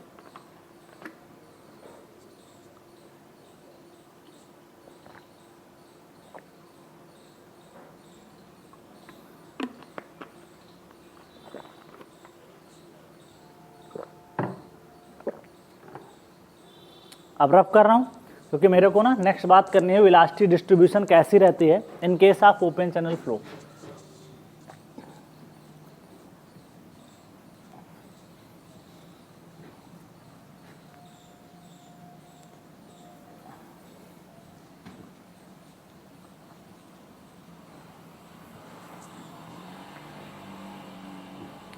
एक इम्पॉर्टेंट टॉपिक है ये। देखिए बहुत ही आसान है, आपको एरिया निकालना आता है बहुत अच्छे से, रेक्टेंगल का हो, ठीक है। तो बहुत ही आसान टॉपिक्स है, आप बहुत ही आसानी से कर सकते हो। अगर कभी नहीं भी पढ़ा होगा डिप्लोमा लेवल पे तब भी आप समझ जाओगे, ठीक है। बट क्वेश्चन आते हैं, छोटे छोटे क्वेश्चन तो नहीं। कैसे पूछता है, हाइड्रोलिक मीन डेप्थ में ही आपको एरिया दे देगा, पेरीमीटर दे देगा, रेशियो निकलवा लेगा, या रेक्टेंगल चैनल की विड्थ दे देगा, डेप्थ दे देगा और पूछेगा बताओ हाइड्रोलिक मीन डेप्थ क्या होगी, निकाल सकते हो, ठीक है। और ये वाले प्रॉब्लम मेंस में ज़्यादा पूछे जाते हैं, जो ट्रेपेजॉइडल का मैंने बताया, ठीक है।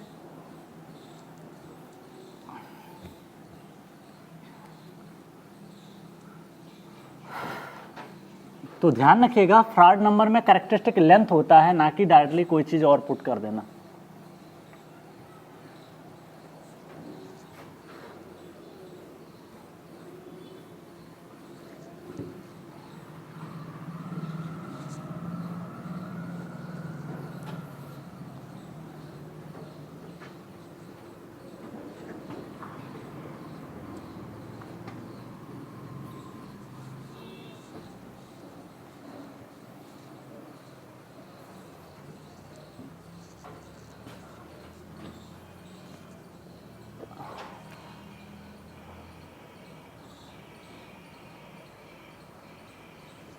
आगे बात कर लेते हैं नेक्स्ट पॉइंट ऑफ डिस्कशन।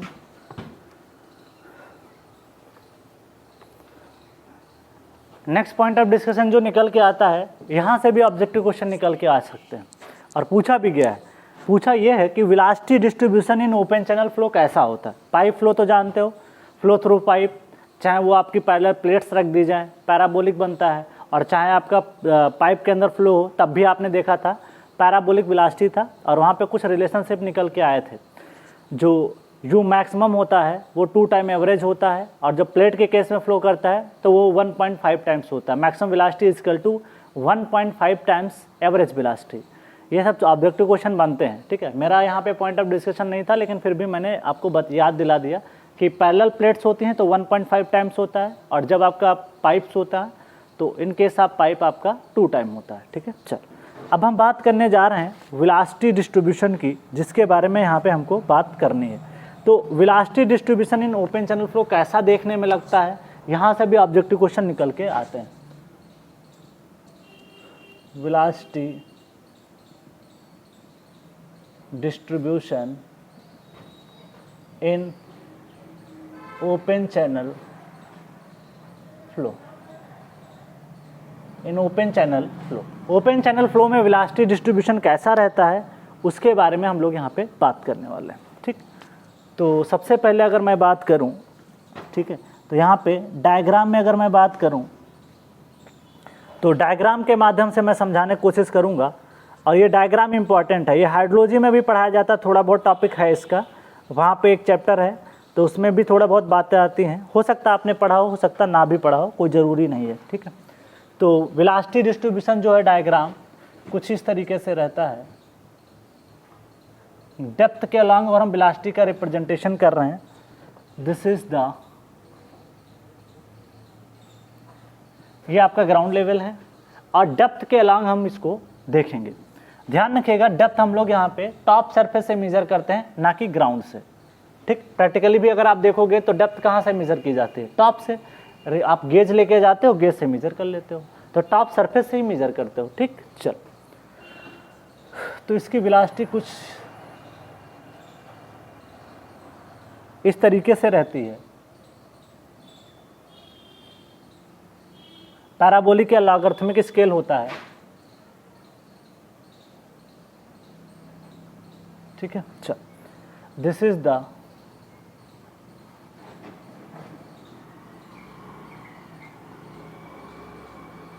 ये लॉगरिथमिक ग्राफ आपने पढ़ा होगा। लॉग ग्राफ जो होता है उसके स्केल पे होता है, ठीक है। एक्चुअली लॉग का जो ग्राफ होता है ना कुछ ऐसा होता है, मैं आपको दिखा देता हूँ कुछ। तो देखो कुछ ये जो पार्ट टुकड़ा टूटा हुआ है वो कुछ ऐसा लग रहा है ना कि इसका पार्ट है, ठीक। चल तो दिस इज द, इसकी अगर मैं एवरेज वेलोसिटी की बात करूँ तो वो एवरेज वेलोसिटी ये निकल के आएगी। This is the V average ये एवरेज वेलोसिटी निकल के आएगी। अच्छा, मैक्सिमम वेलोसिटी आपकी यहाँ पे मिलेगी, this is the we maximum, ठीक है। तो दिस इज द, दूसरे कलर से डिनोट कर रहा हूँ। ये ऑब्जेक्टिव क्वेश्चन आपका निकल के आया है और आपके आईएएस में भी आया हुआ है और आपके निकल के आया है किसमें, एसएससी जेई में। ये पूछा है कि मैक्सिमम वेलोसिटी कहाँ पे होती है, ठीक है। तो ऑप्शन में बना के पता क्या देगा, कहेगा टॉप सरफेस पे होती है, मिड में होती है, कहाँ पे होती है, तो सब बातों का मतलब क्लियर होना चाहिए। फिर मैं डेप्थ को यहाँ पे दर्शा रहा हूँ, ध्यान रखिएगा डेप्थ हमेशा कहाँ से लेना है, टॉप सरफेस से लेना है। तो this is the 0.2 y0, normal depth है ये, दिस इज यहाँ तक की। फिर नेक्स्ट जो भी डेप्थ आपकी निकल के आती है, this is 0.6, this is 0.6 y0, और लास्ट डेप्थ निकल के आती है। 3 डेप्थ क्यों ली गई, इसका रीज़न अभी पता चल जाएगा। थोड़ा सा पेशेंस रखो, आपको क्लियर हो जाएगा। 0.8 y0, ठीक है। तो इस तरीके से ये प्रोफाइल आपकी होती है। ये लॉगरिथमिक स्केल पे होती है, पावर लॉ पे होती है। लॉगरिथमिक होता है, लॉगरिथमिक और पावर लॉ इसको बोला जाता है। और पावर लॉ का मतलब समझते हो ना, इसके ऊपर जो पावर रहती है, सपोज दैट वेलोसिटी की कोई प्रोफाइल है, v = v0, हो सकता है y की पावर 1/7 हो, तो इसको बोलते हैं पावर लॉ, क्लियर।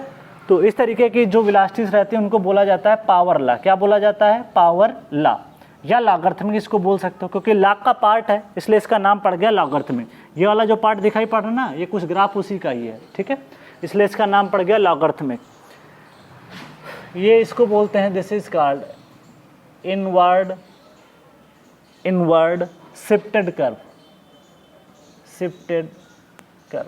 ऐसा क्यों होता है, उसके पीछे रीजन है, ठीक है। चल अब देखो यहाँ पे मैं एक चीज़ आपको ये बताना चाह रहा था, why it is taken as different depth.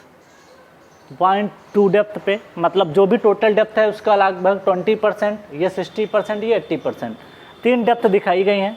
Actually होता क्या है कि किसी एक पर्टिकुलर डेप्थ पे जा कर के आप नहीं बता सकते कि इसकी वेलोसिटी ये होगी, थोड़ा ऊपर थोड़ा नीचे चेक करना पड़ता है, तब जाके आपको एक एवरेज वेलोसिटी या मैक्सिमम वेलोसिटी आप पता कर सकते हो। इसलिए अलग अलग डेप्थ पे निकालना पड़ता है। दूसरी बात ये है कि यहाँ पे आप देखोगे वेलोसिटी इसकी सबसे ज़्यादा मैक्सिमम कहाँ पे, यहाँ पे है, मतलब फ्री सरफेस से कुछ डिस्टेंस पे नीचे है, एकदम फ्री सरफेस पे वेलोसिटी मैक्सिमम नहीं है। इसका कारण होता है कुछ सरफेस पे जो विंड्स चलती रहती हैं, सरफेस पे फ्रिक्शन की वजह से आपको टॉप सरफेस पे वेलोसिटी मैक्सिमम नहीं मिल पाती है। इस पॉइंट को भी मेंशन कर दूंगा। दूसरी बात, आपका जो चैनल है वो हो सकता है सैलो, हो सकता है डीप हो। डीप होगा तो वेलोसिटी अलग तरीके से निकलेगी, सैलो होगा तो अलग तरीके से निकलेगी। उसको हम लोग यहाँ पे देख लेते हैं, ठीक है। तो सबसे पहले मैं मेंशन कर देता हूँ कि अगर मान लिया यहाँ पे मेंशन कर रहा हूँ सैलो, अगर मान लिया सैलो चैनल है आपका, सैलो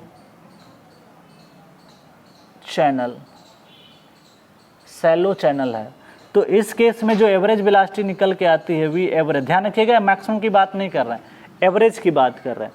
तो सैलो चैनल में जो निकल के आता है दिस इज वी 0.6 y0 पे निकालना पड़ता है। ये बहुत इंपॉर्टेंट पॉइंट है, हाइड्रोलॉजी में भी इसके क्वेश्चन पूछे जाते हैं। अगर सैलो है तो 0.6 y0 पे निकालना है, डेप्थ पे जाकर के वेलोसिटी मेजर करना है। ये सब हाइड्रोलॉजी का पार्ट होता है, वहाँ पे वेलोसिटी मेजर करने के बहुत सारे इक्विपमेंट्स होते हैं, ठीक है। अगर मान ले चैनल आपका डीप है, ठीक है, deep river most reliable, deep river है, डीप चैनल है, तो देखो डीप चैनल में आपको ध्यान रखना ये पड़ेगा कि आपको 2 डेप्थ पे आपको एवरेज लेना पड़ेगा, ठीक है। तो वी एवरेज इक्वल टू 0.20 पे निकालना पड़ेगा आपको, प्लस वी 0.8 y0 पे निकालना पड़ेगा, डिवाइड बाई 2। तो ध्यान रखने वाली बात ये हो गई कि आपका चैनल मान ले डीप है तो आपको पता लगाना बड़ा मुश्किल हो जाएगा कि डेप्थ आपकी मैक्सिमम वेलोसिटी या एवरेज वेलोसिटी कहाँ आ रही। तो आपको क्या करना पड़ेगा, यहाँ का कुछ वैल्यू लेना पड़ेगा और कुछ इस डेप्थ पे आप निकाल लो, कुछ इस डेप्थ पे निकाल लो, 0.8 पे निकाल लो, ठीक है। फिर उसका एवरेज ले लोगे तब आपको पता चलेगा। लेकिन अगर चैनल आपका सैलो है तो आपको लेने की ज़रूरत ही नहीं है। तो दोनों बातों का मतलब आपको क्लियर होना चाहिए, ठीक है। ये बहुत अच्छे इंपॉर्टेंट ऑब्जेक्टिव है, निकाल के जानते हो क्या पूछेगा एग्जाम में? आपसे बोल देगा कि इतनी डेप्थ पे वेलोसिटी इतनी है, इतनी डेप्थ पे वेलोसिटी इतनी है, बताओ एवरेज वेलोसिटी क्या होगी। और एग्जाम में अच्छे से पढ़ लेना कि वो सैलो की बात कर रहा है या डीप की बात कर रहा है। एग्जाम में नहीं पढ़ोगे तो गलत करके आ जाओगे, ठीक। अब मैं नोट करके एक पॉइंट को मेंशन कर देता हूँ, वाई की velocity is not maximum at the top surface. तो इस नोट को मैं यहीं पे मेंशन कर देता हूँ, ठीक। ये नोट क्या कह रहा है? नोट ये कह रहा है the flow velocity at the surface, the flow velocity at the surface flow velocity at the surface is theoretically maximum. The flow velocity at the surface is सिर्फ theoretically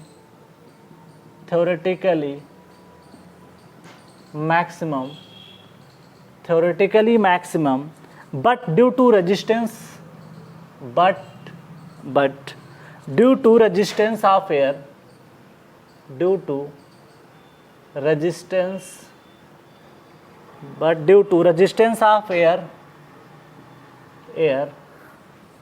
at the surface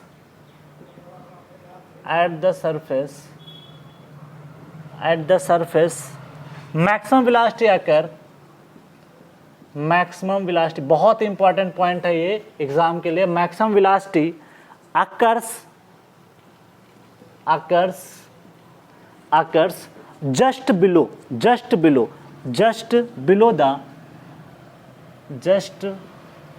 the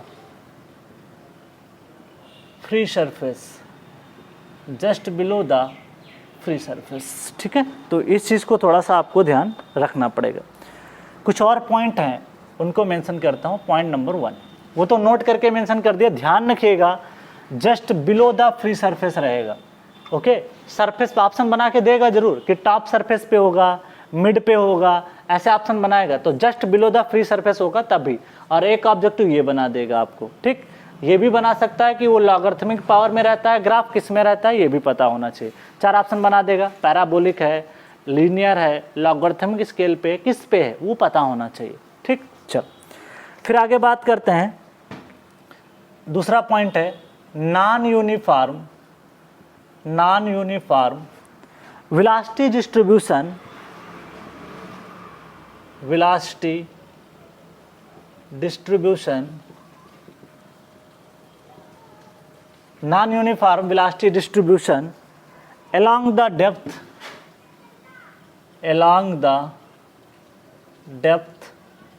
along the depth due to presence of आप मेरे साथ ही mention करते रहो, better रहेगा। Non uniform velocity distribution along the depth due to presence of free water surface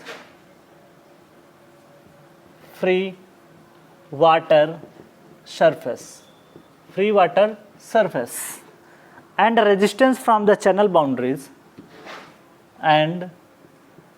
resistance from the channel boundaries, ठीक है। आपने देखा होगा कि नदी के किनारे मिट्टी साइड में रहती है, मतलब उसके किनारे पे रहती है, तो presence of free water surface and resistance from the channel boundaries, channel की जो बाउंड्री होती है ना, एक इधर साइड में होगी एक इधर साइड में होगी, उसके कारण भी आपका नॉन यूनिफॉर्म वेलोसिटी डिस्ट्रीब्यूशन निकल के आता है ड्यू टू फ्रिक्शन। दूसरा point presence of corner and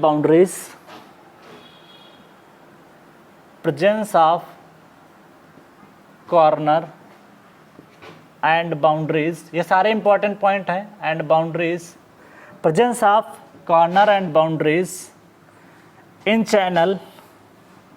a channel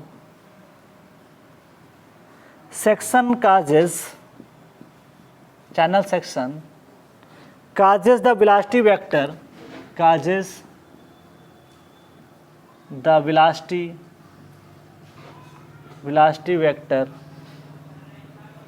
vector of flow to have a component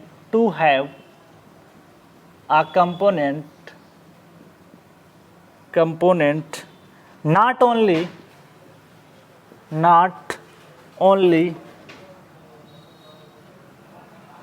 in longitudinal direction,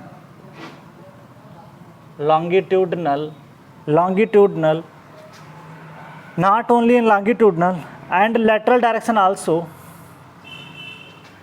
and lateral, अभी डायग्राम से क्लियर हो जाएगा। लैटरल का मतलब होता है जैसे एक तो लॉन्गिट्यूडनल हो गया, लैटरल का मतलब इस डायरेक्शन में और इस डायरेक्शन में।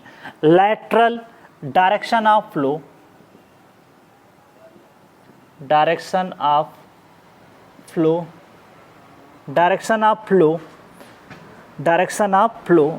but also in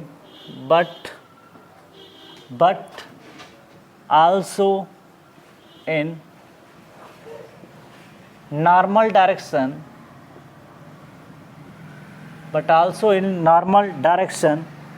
फ्लो, मतलब आपका नॉर्मल डायरेक्शन में भी इसका कंपोनेंट वेलोसिटी का निकल के आ जाता है। मतलब ऐसे वर्टिकली डायरेक्शन में, एक तो इस डायरेक्शन में भी है, इस डायरेक्शन में भी है और वर्टिकल डायरेक्शन में भी है। ठीक है, चलो direction flow. Current in normal direction is called secondary current. Current, इसको नए लाइन से लिखता हूँ, करंट, ठीक है, current in normal direction is called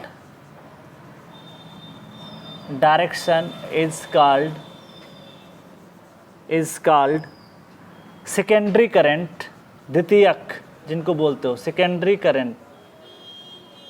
ठीक है, जो डायरेक्ट, जिसका कोई डायरेक्ट कारण नहीं होता ना, जिससे प्राइमरी पॉल्यूटेंट पढ़ते हो, सेकेंडरी पॉल्यूटेंट पढ़ते हो। प्राइमरी जो डायरेक्ट सोर्स से आता है, तो वही चीज़ ये current in the normal direction is called secondary current. ये खुद से नहीं जनरेट होती है, किसी दूसरे कारण से ये जनरेट होती हैं, इसलिए इनका नाम पड़ गया क्या, सेकेंडरी करंट। ठीक है, चल आगे बात करते हैं। तो इसको जो डायग्राम अगर मैं दिखाने की कोशिश करूं, लैटरल कंपोनेंट, ये है कुछ इसका डायग्राम। ठीक, ये रिवर है, थोड़ा सा डायग्राम वैसा बन गया है। इसको सही तरीके से अगर मैं बनाऊं, मैं इसको रफ करके,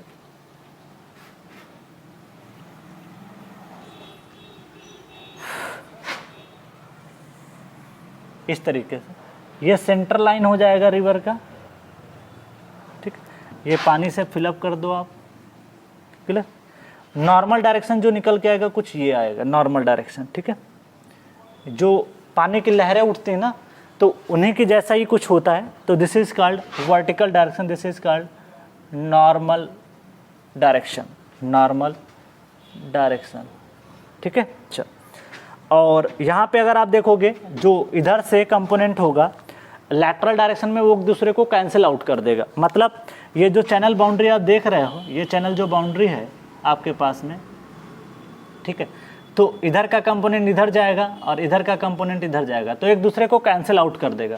तो लैटरल डायरेक्शन में जो कंपोनेंट होता है वो एक दूसरे को क्या कर देता है, कैंसिल आउट कर सकता है। ठीक है, तो ये जो बाउंड्री का इफेक्ट होगा इधर से भी होगा, सिमिलर इधर से भी होगा, तो इसका कोई फर्क नहीं पड़ेगा।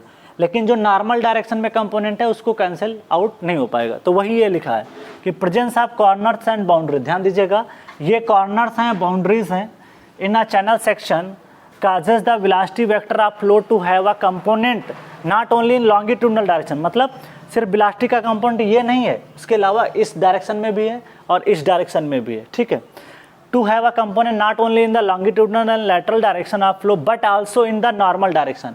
ऐसे भी एक कंपोनेंट है वेलोसिटी का, और इसी को कहते हैं हम लोग normal direction is called secondary current. ठीक है, चल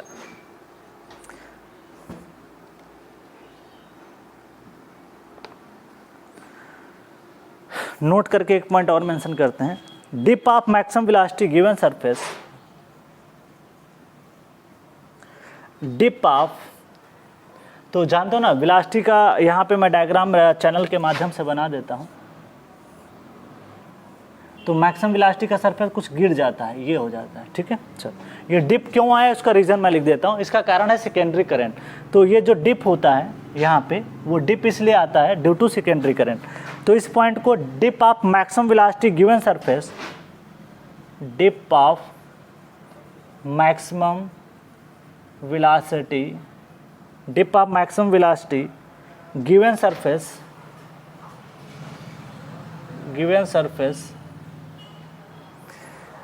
given surface velocity less than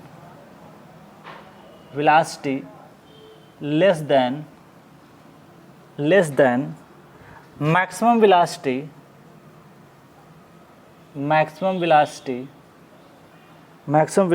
is due to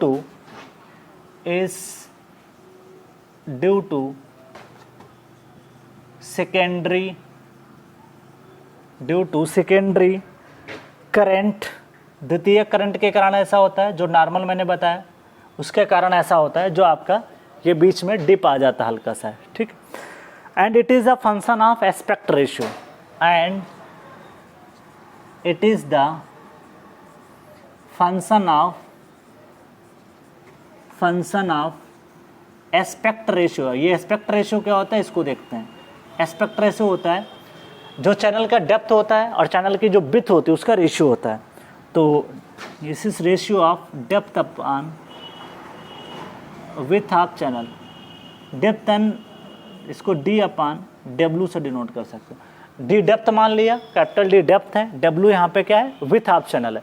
actually क्यों ऐसा लिया गया वो डिपेंड ऐसे कर जाएगा। फॉर एग्जाम्पल देखो, एक चैनल ये है, बहुत बड़ा बना दिया, और एक चैनल छोटा सा बना दिया, दोनों में अंतर नहीं आ जाएगा। तो जब आप D/W रेशियो निकालोगे तो इसका इफेक्ट जो बाउंड्रीज का है, यहाँ तक आने में टाइम नहीं लगेगा, पानी का सरफेस को वॉल से पानी टच करेगा, यहाँ तक पहुँचने के लिए टाइम चाहिए, और जहाँ पे बाउंड्रीज नज़दीक होंगी यहाँ पे तो बहुत जल्दी टच कर जाएगा। तो दोनों में फ़र्क है, इसलिए एस्पेक्ट रेशियो पे ये डिपेंड कर जा रहा है। क्यों? क्योंकि चैनल के वो आपकी डेप्थ और विड्थ पे डिपेंड करेगा। आपने देखा होगा जो चैनल सैलो होते हैं और छोटे होते हैं उनमें लहरी जल्दी जल्दी उठाई दिखाई पड़ती हैं, और जो चैनल बहुत बड़ा होता है जिसका डेप्थ बहुत ज़्यादा होता है तो वहाँ पे आपको लहरें इतनी जल्दी दिखाई नहीं पड़ती हैं। तो दोनों में फ़र्क है, ठीक है। तो पहले आप इसको नोट करें, फिर आगे देखते हैं।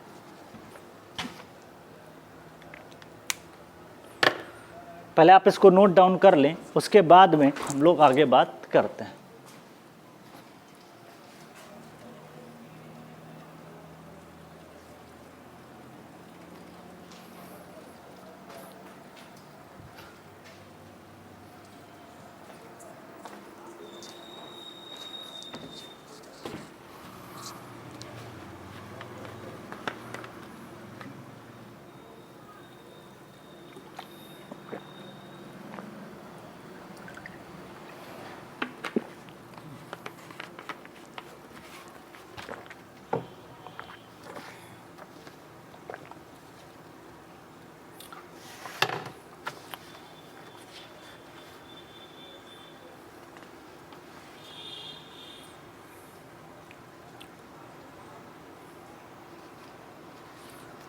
आगे बढ़ें। चलो अब मैं इसको रफ कर रहा हूँ क्योंकि मेरे को कुछ और सारी चीज़ें बतानी हैं।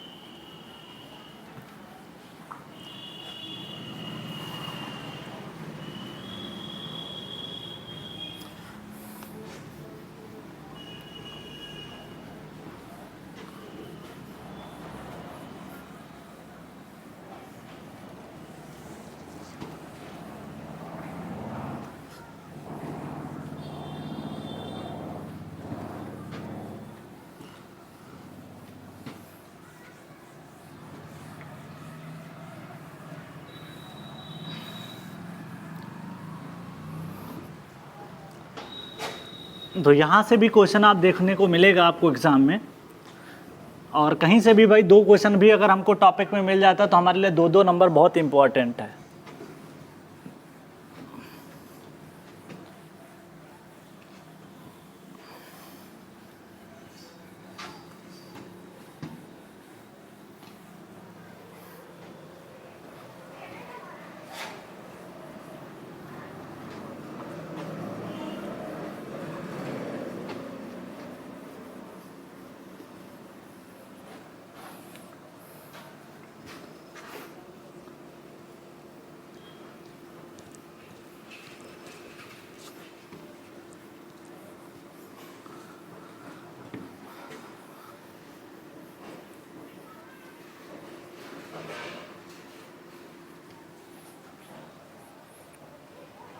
आगे बढ़ते हैं,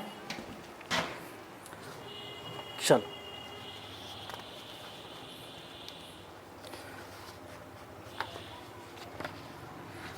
आगे बढ़ते हैं, बात कर लेते हैं यहाँ पे, इसी को कंटिन्यूएशन में रखते हैं, इसी से रिलेटेड कुछ पॉइंट्स हैं उनके बारे में बात करते हैं। तो डेप्थ ऑफ मैक्सिमम वेलोसिटी या डिप ऑफ मैक्सिमम वेलोसिटी कहाँ पे अकर होता है? Dip of maximum velocity, maximum velocity इस जो निकल के आता है इस, ये लगभग निकल के आता है 0.05 से निकल 0.15 y0, लगभग आपका मान के चलो 5% से लेके 15% ऑफ टोटल डेप्थ, ठीक है। तो इस तरीके से आपको ध्यान रखना है। For channel having large aspect ratio, for channel having large aspect ratio, large aspect ratio, aspect ratio तो आपको अभी पढ़ा है, aspect ratio narrow and deep river, या रिवर आपकी नैरो हो सकती है, नैरो एंड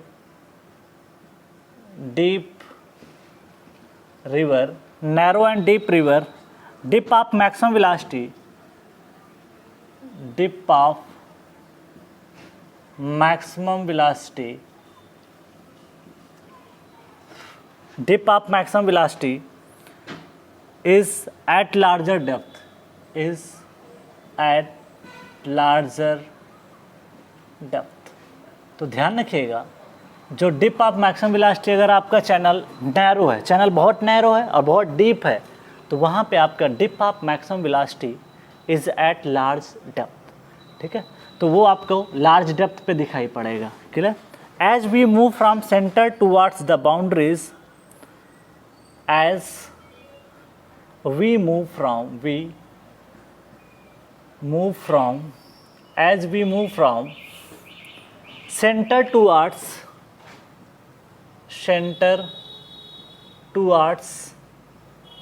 center से towards the boundaries,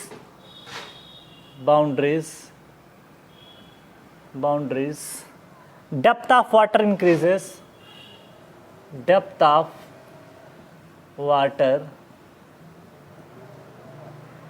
increases, depth of water increases and velocity decreases, depth of water increases and velocity decreases, ठीक है। तो कुछ इस तरीके से आपको दिखाई पड़ेगा, दैट इज ये है आपका ग्राउंड लेवल, ठीक है। कुछ ऐसे ही बनेगा जैसे पहले आपने पढ़ा था, ये आपके पास वी मैक्सिमम निकल के आएगा, ठीक है। और इसको डॉट डॉट नीचे प्रोजेक्ट करो, ये जो वेलोसिटी है ना, ये एवरेज निकल के आती है। किसी चीज़ का एवरेज निकालना है तो देखो जितना इधर कम हो इतना इधर बढ़ गया, तो दोनों बराबर हो गया इस तरीके से। तो इस तरीके से आप इसको लिख सकते हो, ठीक है। ये सरफेस की वेलोसिटी है, this is called V S, और ये जो है एवरेज वेलोसिटी है, वी एवरेज।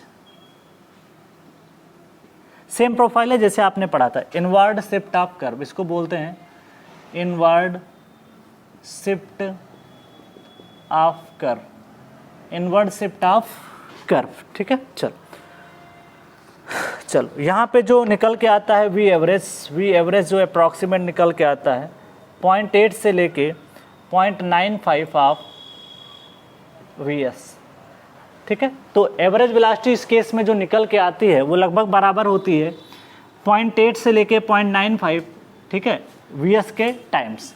तो लगभग आपका मान के चलो 80 से 95% के बीच में ये वैल्यू लाई करती है, ठीक है। तो ये कहना ये चाह रहा है कि अगर हम मूव करते हैं centre toward the boundaries, centre से जैसे कोई चैनल बना के दिखाते हैं, सपोज दैट कि ये आपका चैनल है, ऐसे एक एग्जांपल के थ्रू लेते हैं। तो आपने देखा होगा कि अगर मैं यहाँ पे सेंटर से, ठीक है, ये आपका ये बाउंड्री लेयर आपका बनाया गया है, ये बाउंड्री है, ठीक है। अगर हम लोग यहाँ पे मूव करते हैं, कहाँ पे, इसमें एक पॉइंट आप देख सकते हो, we move from centre toward the boundary. अगर मैं सेंटर ये है और सेंटर से मैं मूव कर रहा हूँ बाउंड्री की तरफ, ठीक है, तो ये कहना ये चाहता है कि depth of water increases and velocity decreases. तो आप देखोगे क्या कि वेलोसिटी तो डिक्रीज करती है, लेकिन यहाँ पे डेप्थ, क्योंकि साइड में इरोजन ज़्यादा होता है, तो आपने कई बार देखा होगा कि मिट्टी के कटाव के कारण यहाँ पे डेप्थ आपकी क्या हो जाती है, बढ़ जाती है, और आपको वेलोसिटी यहाँ पे क्या मिलती है, कम, और बीच में आपको वेलोसिटी क्या मिलेगी, ज़्यादा, जो रिवर होगी, ठीक है। चल फिर यहाँ पे कुछ एक और यहाँ पे कंटूर बना देते हैं, यहाँ पे जो वेलोसिटी के कंटूर भी बनाए जा सकते हैं। तो ये कंटूर की ही बात कर रहे थे, जो ये सरफेस मैंने बनाया, थोड़ा इसको और अच्छे से बना देते हैं तो और क्लियर हो जाएगा। तो ये जो बाउंड्री को टच करते हुए बना रहे हो, this is called contour, this is called contour, ठीक है, इसको बोलते हैं कंटूर।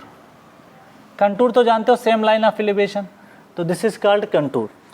तो कंटूर ऑफ इक्वल, एक हेडिंग डालते हैं आइसोवेल्स, आइसोवेल्स, इसका मतलब क्या होता है, ये अक्सर एग्जाम में ये जो होते हैं ना आइसो टाइप के वर्ड, आइसोबार क्या होता है, आइसोक्रोन क्या होता है, आइसोप्लेथ क्या होता है, तो ये सारे टर्म्स पूछ लिए जाते हैं। तो आइसोवेल्स का मतलब होता है contour of equal velocity, contour of equal velocity, contour of equal velocity is known as isovels. इसको क्या बोला जाता है, आइसोवेल। तो इनको बोला जाता है, ये कंटूर कहलाते हैं, ठीक है, जो ये आप हम ज्वाइन कर रहे हैं आइसोवेल्स कहलाते हैं, ठीक है। फिर बात कर लेते हैं करेक्शन फैक्टर की। कुछ करेक्शन क्यों लगाए जाते हैं, क्योंकि यहाँ पे कुछ लॉसेस होते हैं फ्रिक्शन की वजह से, जैसे काइनेटिक एनर्जी करेक्शन फैक्टर और मोमेंटम एनर्जी करेक्शन फैक्टर। तो करेक्शन फैक्टर की बात करते हैं, ज़्यादा डिटेल में नहीं जाना है हमको, बट फार्मूला पता होना चाहिए। करेक्शन फैक्टर, ठीक। काइनेटिक एनर्जी करेक्शन फैक्टर, या इसका नाम होता है कोरियोलिस फैक्टर। तो this is first is kinetic energy correction factor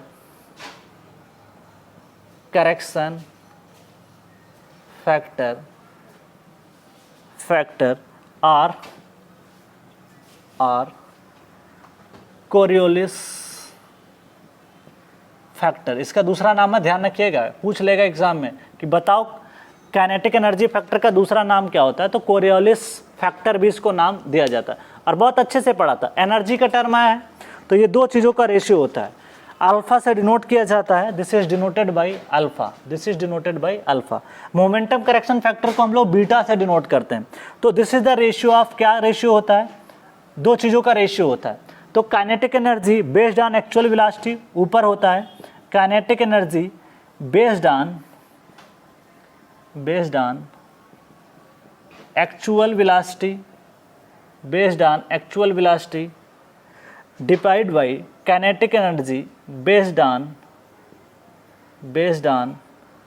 average velocity. तो दो चीज़ों का रेशियो होता है। मैथमेटिकली अगर मैं लिखने की कोशिश करूं तो अल्फा इजकल टू डिनोट किया जा सकता है, this is the V cube. ये प्रूफ करना पड़ेगा, एक्चुअली वेलोसिटी में हाफ एम वी स्क्वायर आता है, वी स्क्वायर पहले से रहता है, मास की जगह पे रो इंटू वेलोसिटी कर देते हैं तो वहाँ से आ जाता है। तो this is the V average का क्यूब, या वी एवरेज यहाँ लिख देते हैं, वी एवरेज का क्यूब इंटू एरिया, ठीक है। तो ये अल्फा की वैल्यू हो जाती है। तो ऑब्जेक्टिव क्वेश्चन कहीं से आ जाएगा, चार ऑप्शन बना देगा, किसी में क्यूब कर देगा, किसी में स्क्वायर कर देगा। ध्यान रखिए कि हम लोग लिखते क्या है, काइनेटिक एनर्जी तो काइनेटिक एनर्जी लिखा क्या जाता है, हाफ mv² लिखते हो आप, पर यूनिट टाइम ले लो, ठीक है, रेट चेंज ऑफ मोमेंटम के हिसाब से यहाँ पे। तो यहाँ पे आप एक काम कर सकते हो 1/2 मास को रो इंटू ये लिख सकते हो इंटू v², सॉरी ये वॉल्यूम था, रो इंटू वी, मास की जगह पे रो इंटू वी लिख सकते हो अपॉन टाइम। और वेलोसिटी अपॉन टाइम को क्या लिखा जा सकता है, वेलोसिटी अपॉन टाइम को, सॉरी वॉल्यूम अपॉन टाइम है यार, तो this is the rho by this is discharge into velocity, ठीक है, 1/2 रो। डिस्चार्ज को क्या लिख सकते हो, area into velocity into velocity, तो this is 1/2 rho into square पहले से था, तो ये हो जाएगा rho into A into V cube. अब देख सकते हो यहाँ पे वी क्यूब कैसे आया, प्रूफ करके दिखा दिया। तो ये वी क्यूब इसीलिए आया क्योंकि ये काइनेटिक एनर्जी है। अगर मोमेंटम होता तो mv/t आता, तो वहाँ पे वी क्यूब की जगह पे v² आता। तो इस तरीके से कोई चीज़ रटो मत, समझो कि कैसे निकल के आ रही। अगर बेसिक फंडा क्लियर हो जाएगा तो ये छोटे छोटे क्वेश्चन जो निकल के आते हैं इनको कर ले जाओगे।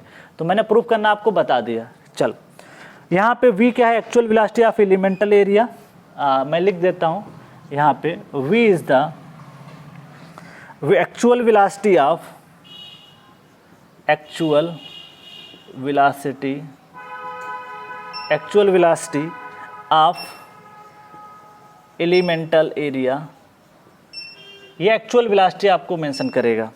और जो v है this is called capital V, this is average velocity. Average velocity आपको या तो एग्जाम में दे देगा या आपको निकालना पड़ेगा, ठीक। नेक्स्ट बात कर लेता हूँ, मोमेंटम करेक्शन दूसरा है, दिस इज मोमेंटम।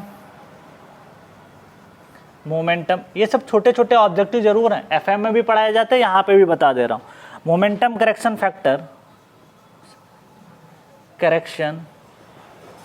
फैक्टर और बुसनेस और इसका दूसरा नाम होता है बुसनेस, BUSINSF, बुसनेस कोफिशिएंट। इसको हम लोग डिनोट करते हैं बीटा से, ठीक है। तो इसको भी लिखा जा सकता है क्या, मैथमेटिकली है, that is momentum based on the actual velocity. तो this is beta is momentum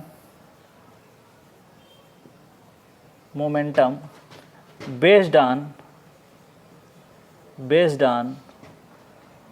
actual velocity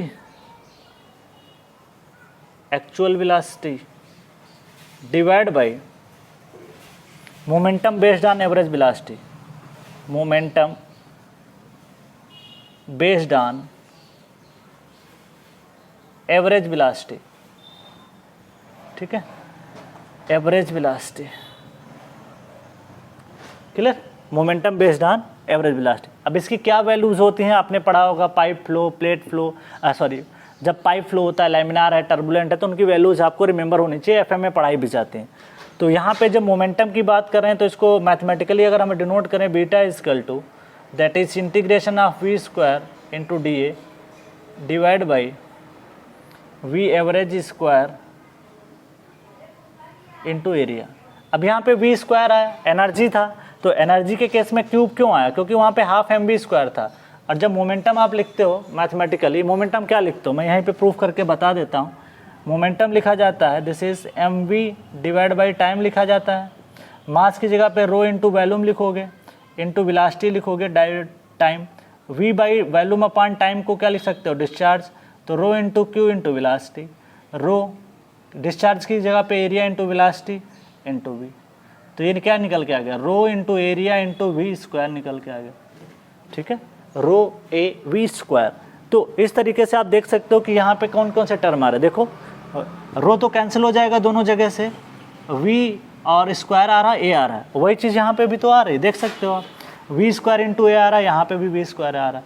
ये इसलिए लगाया जाता है ना क्योंकि आपको पता है कि कुछ ना कुछ लॉस जरूर अगर होता है फ्रिक्शन की वजह से, इसलिए जब बर्नौली इक्वेशन लगाई जाती है वहाँ पे अल्फा जो होता है, मतलब एक्चुअली बर्नौली इक्वेशन तो ऐसे लिखी जाती है, P by rho G plus Z plus alpha v² by 2g। Alpha की वैल्यू 1 मान लेते हैं हम लोग हैं, ठीक है, तो इसलिए उसको 1 मानते हैं। बट अगर आपको दिया हो एग्जाम में तो आपको अल्फ़ा भी मानना पड़ेगा। तो इस तरीके से हम लोग यहाँ पे सॉल्व करते हैं, ठीक। और ध्यान रखिएगा, this is for uniform velocity flow. वैसे तो अल्फ़ा जो होता है, अल्फ़ा ग्रेटर देन बीटा होता है, दिस इज़ ग्रेटर देन 1, ये होता है नॉन यूनिफॉर्म फ्लो के केस में, ठीक है।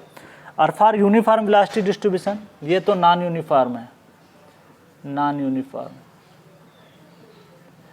Uniform velocity distribution,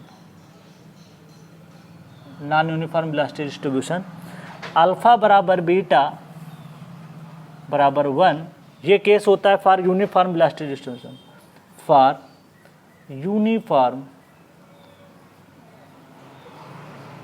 velocity, for uniform velocity distribution, uniform तो समझ गए होंगे, डिस्ट्रीब्यूशन जैसे मान लें कोई वेलोसिटी एग्जाम्पल के थ्रू समझना, जैसे अगर कोई वेलोसिटी इस तरीके से डिस्ट्रीब्यूशन डेप्थ के लॉन्ग है और ये वेलोसिटी का डिस्ट्रीब्यूशन है कुछ इस तरीके से, हर जगह समान है, यहाँ पे 2 मीटर पर सेकेंड है, यहाँ पे भी 2 मीटर पर सेकेंड है, तो ऐसी वेलोसिटी को क्या बोलते हैं, यूनिफॉर्म वेलोसिटी डिस्ट्रीब्यूशन, ठीक है।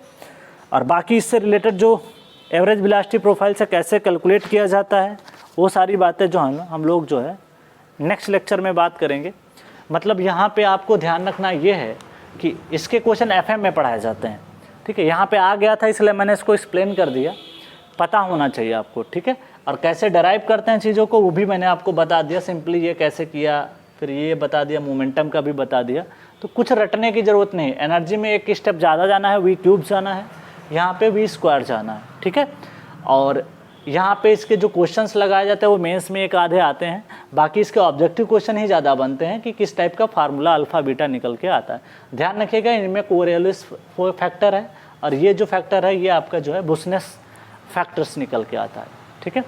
तो आज के लिए बस इतना ही रखते हैं, नेक्स्ट लेक्चर में हम लोग वहाँ पे आपके साथ मिलेंगे जहाँ पे हम लोग इक्वेशंस के बारे में बात करेंगे कि कौन कौन सी इक्वेशन जो हैं जो ओपन चैनल फ्लो में यूज होंगी उनके बारे में हम लोग डील करेंगे, ठीक है। कि एनर्जी इक्वेशन कैसे लगती है, मोमेंटम इक्वेशन कैसे लगती है, कंजर्वेशन ऑफ मास कैसे लगता है, उनके सब के बारे में हम लोग वहाँ पे डिटेल में पढ़ेंगे, क्लियर। तो आज के लिए इतने रखते हैं, ठीक है। अच्छे से पढ़ना, रिवाइज करना, जितना पढ़ते जाना उतना रिवाइज करते जाना, बिकॉज अब आपके पास टाइम नहीं है। तो जैसे पहला टॉपिक पढ़ लिया, आज पढ़ लिया, फिर दोनों को लास्ट में जो भी टाइम मिले, 3-4 लेक्चर हो गए, खटाक से रिवाइज करते जाओ, जितना रिवीजन करोगे उतना फ़ायदा मिलेगा, ठीक है। सॉइल आपका खत्म हो चुका है, आप जितना सॉइल रिवाइज करोगे उतना फ़ायदा मिलेगा। स्टिल आपका रिवाइज हो चुका है, स्टिल आप रिवाइज करिए। सोम हो चुका है, FM हो चुका है, जितने सब्जेक्ट हो चुके हैं और जो रिमेनिंग सब्जेक्ट हैं वो हम कवर करा देंगे, मैक्सिमम कोशिश करेंगे। सर्वे भी इसके बाद में स्टार्ट हो जाएगा, लेकिन पहले इसको कवर कर लेते हैं, ठीक है, क्योंकि एक ऐसा टॉपिक है जहाँ से 2-3 नंबर के क्वेश्चन आ ही जाते हैं, ठीक है। चलो, तो thank you all of you and happy learning.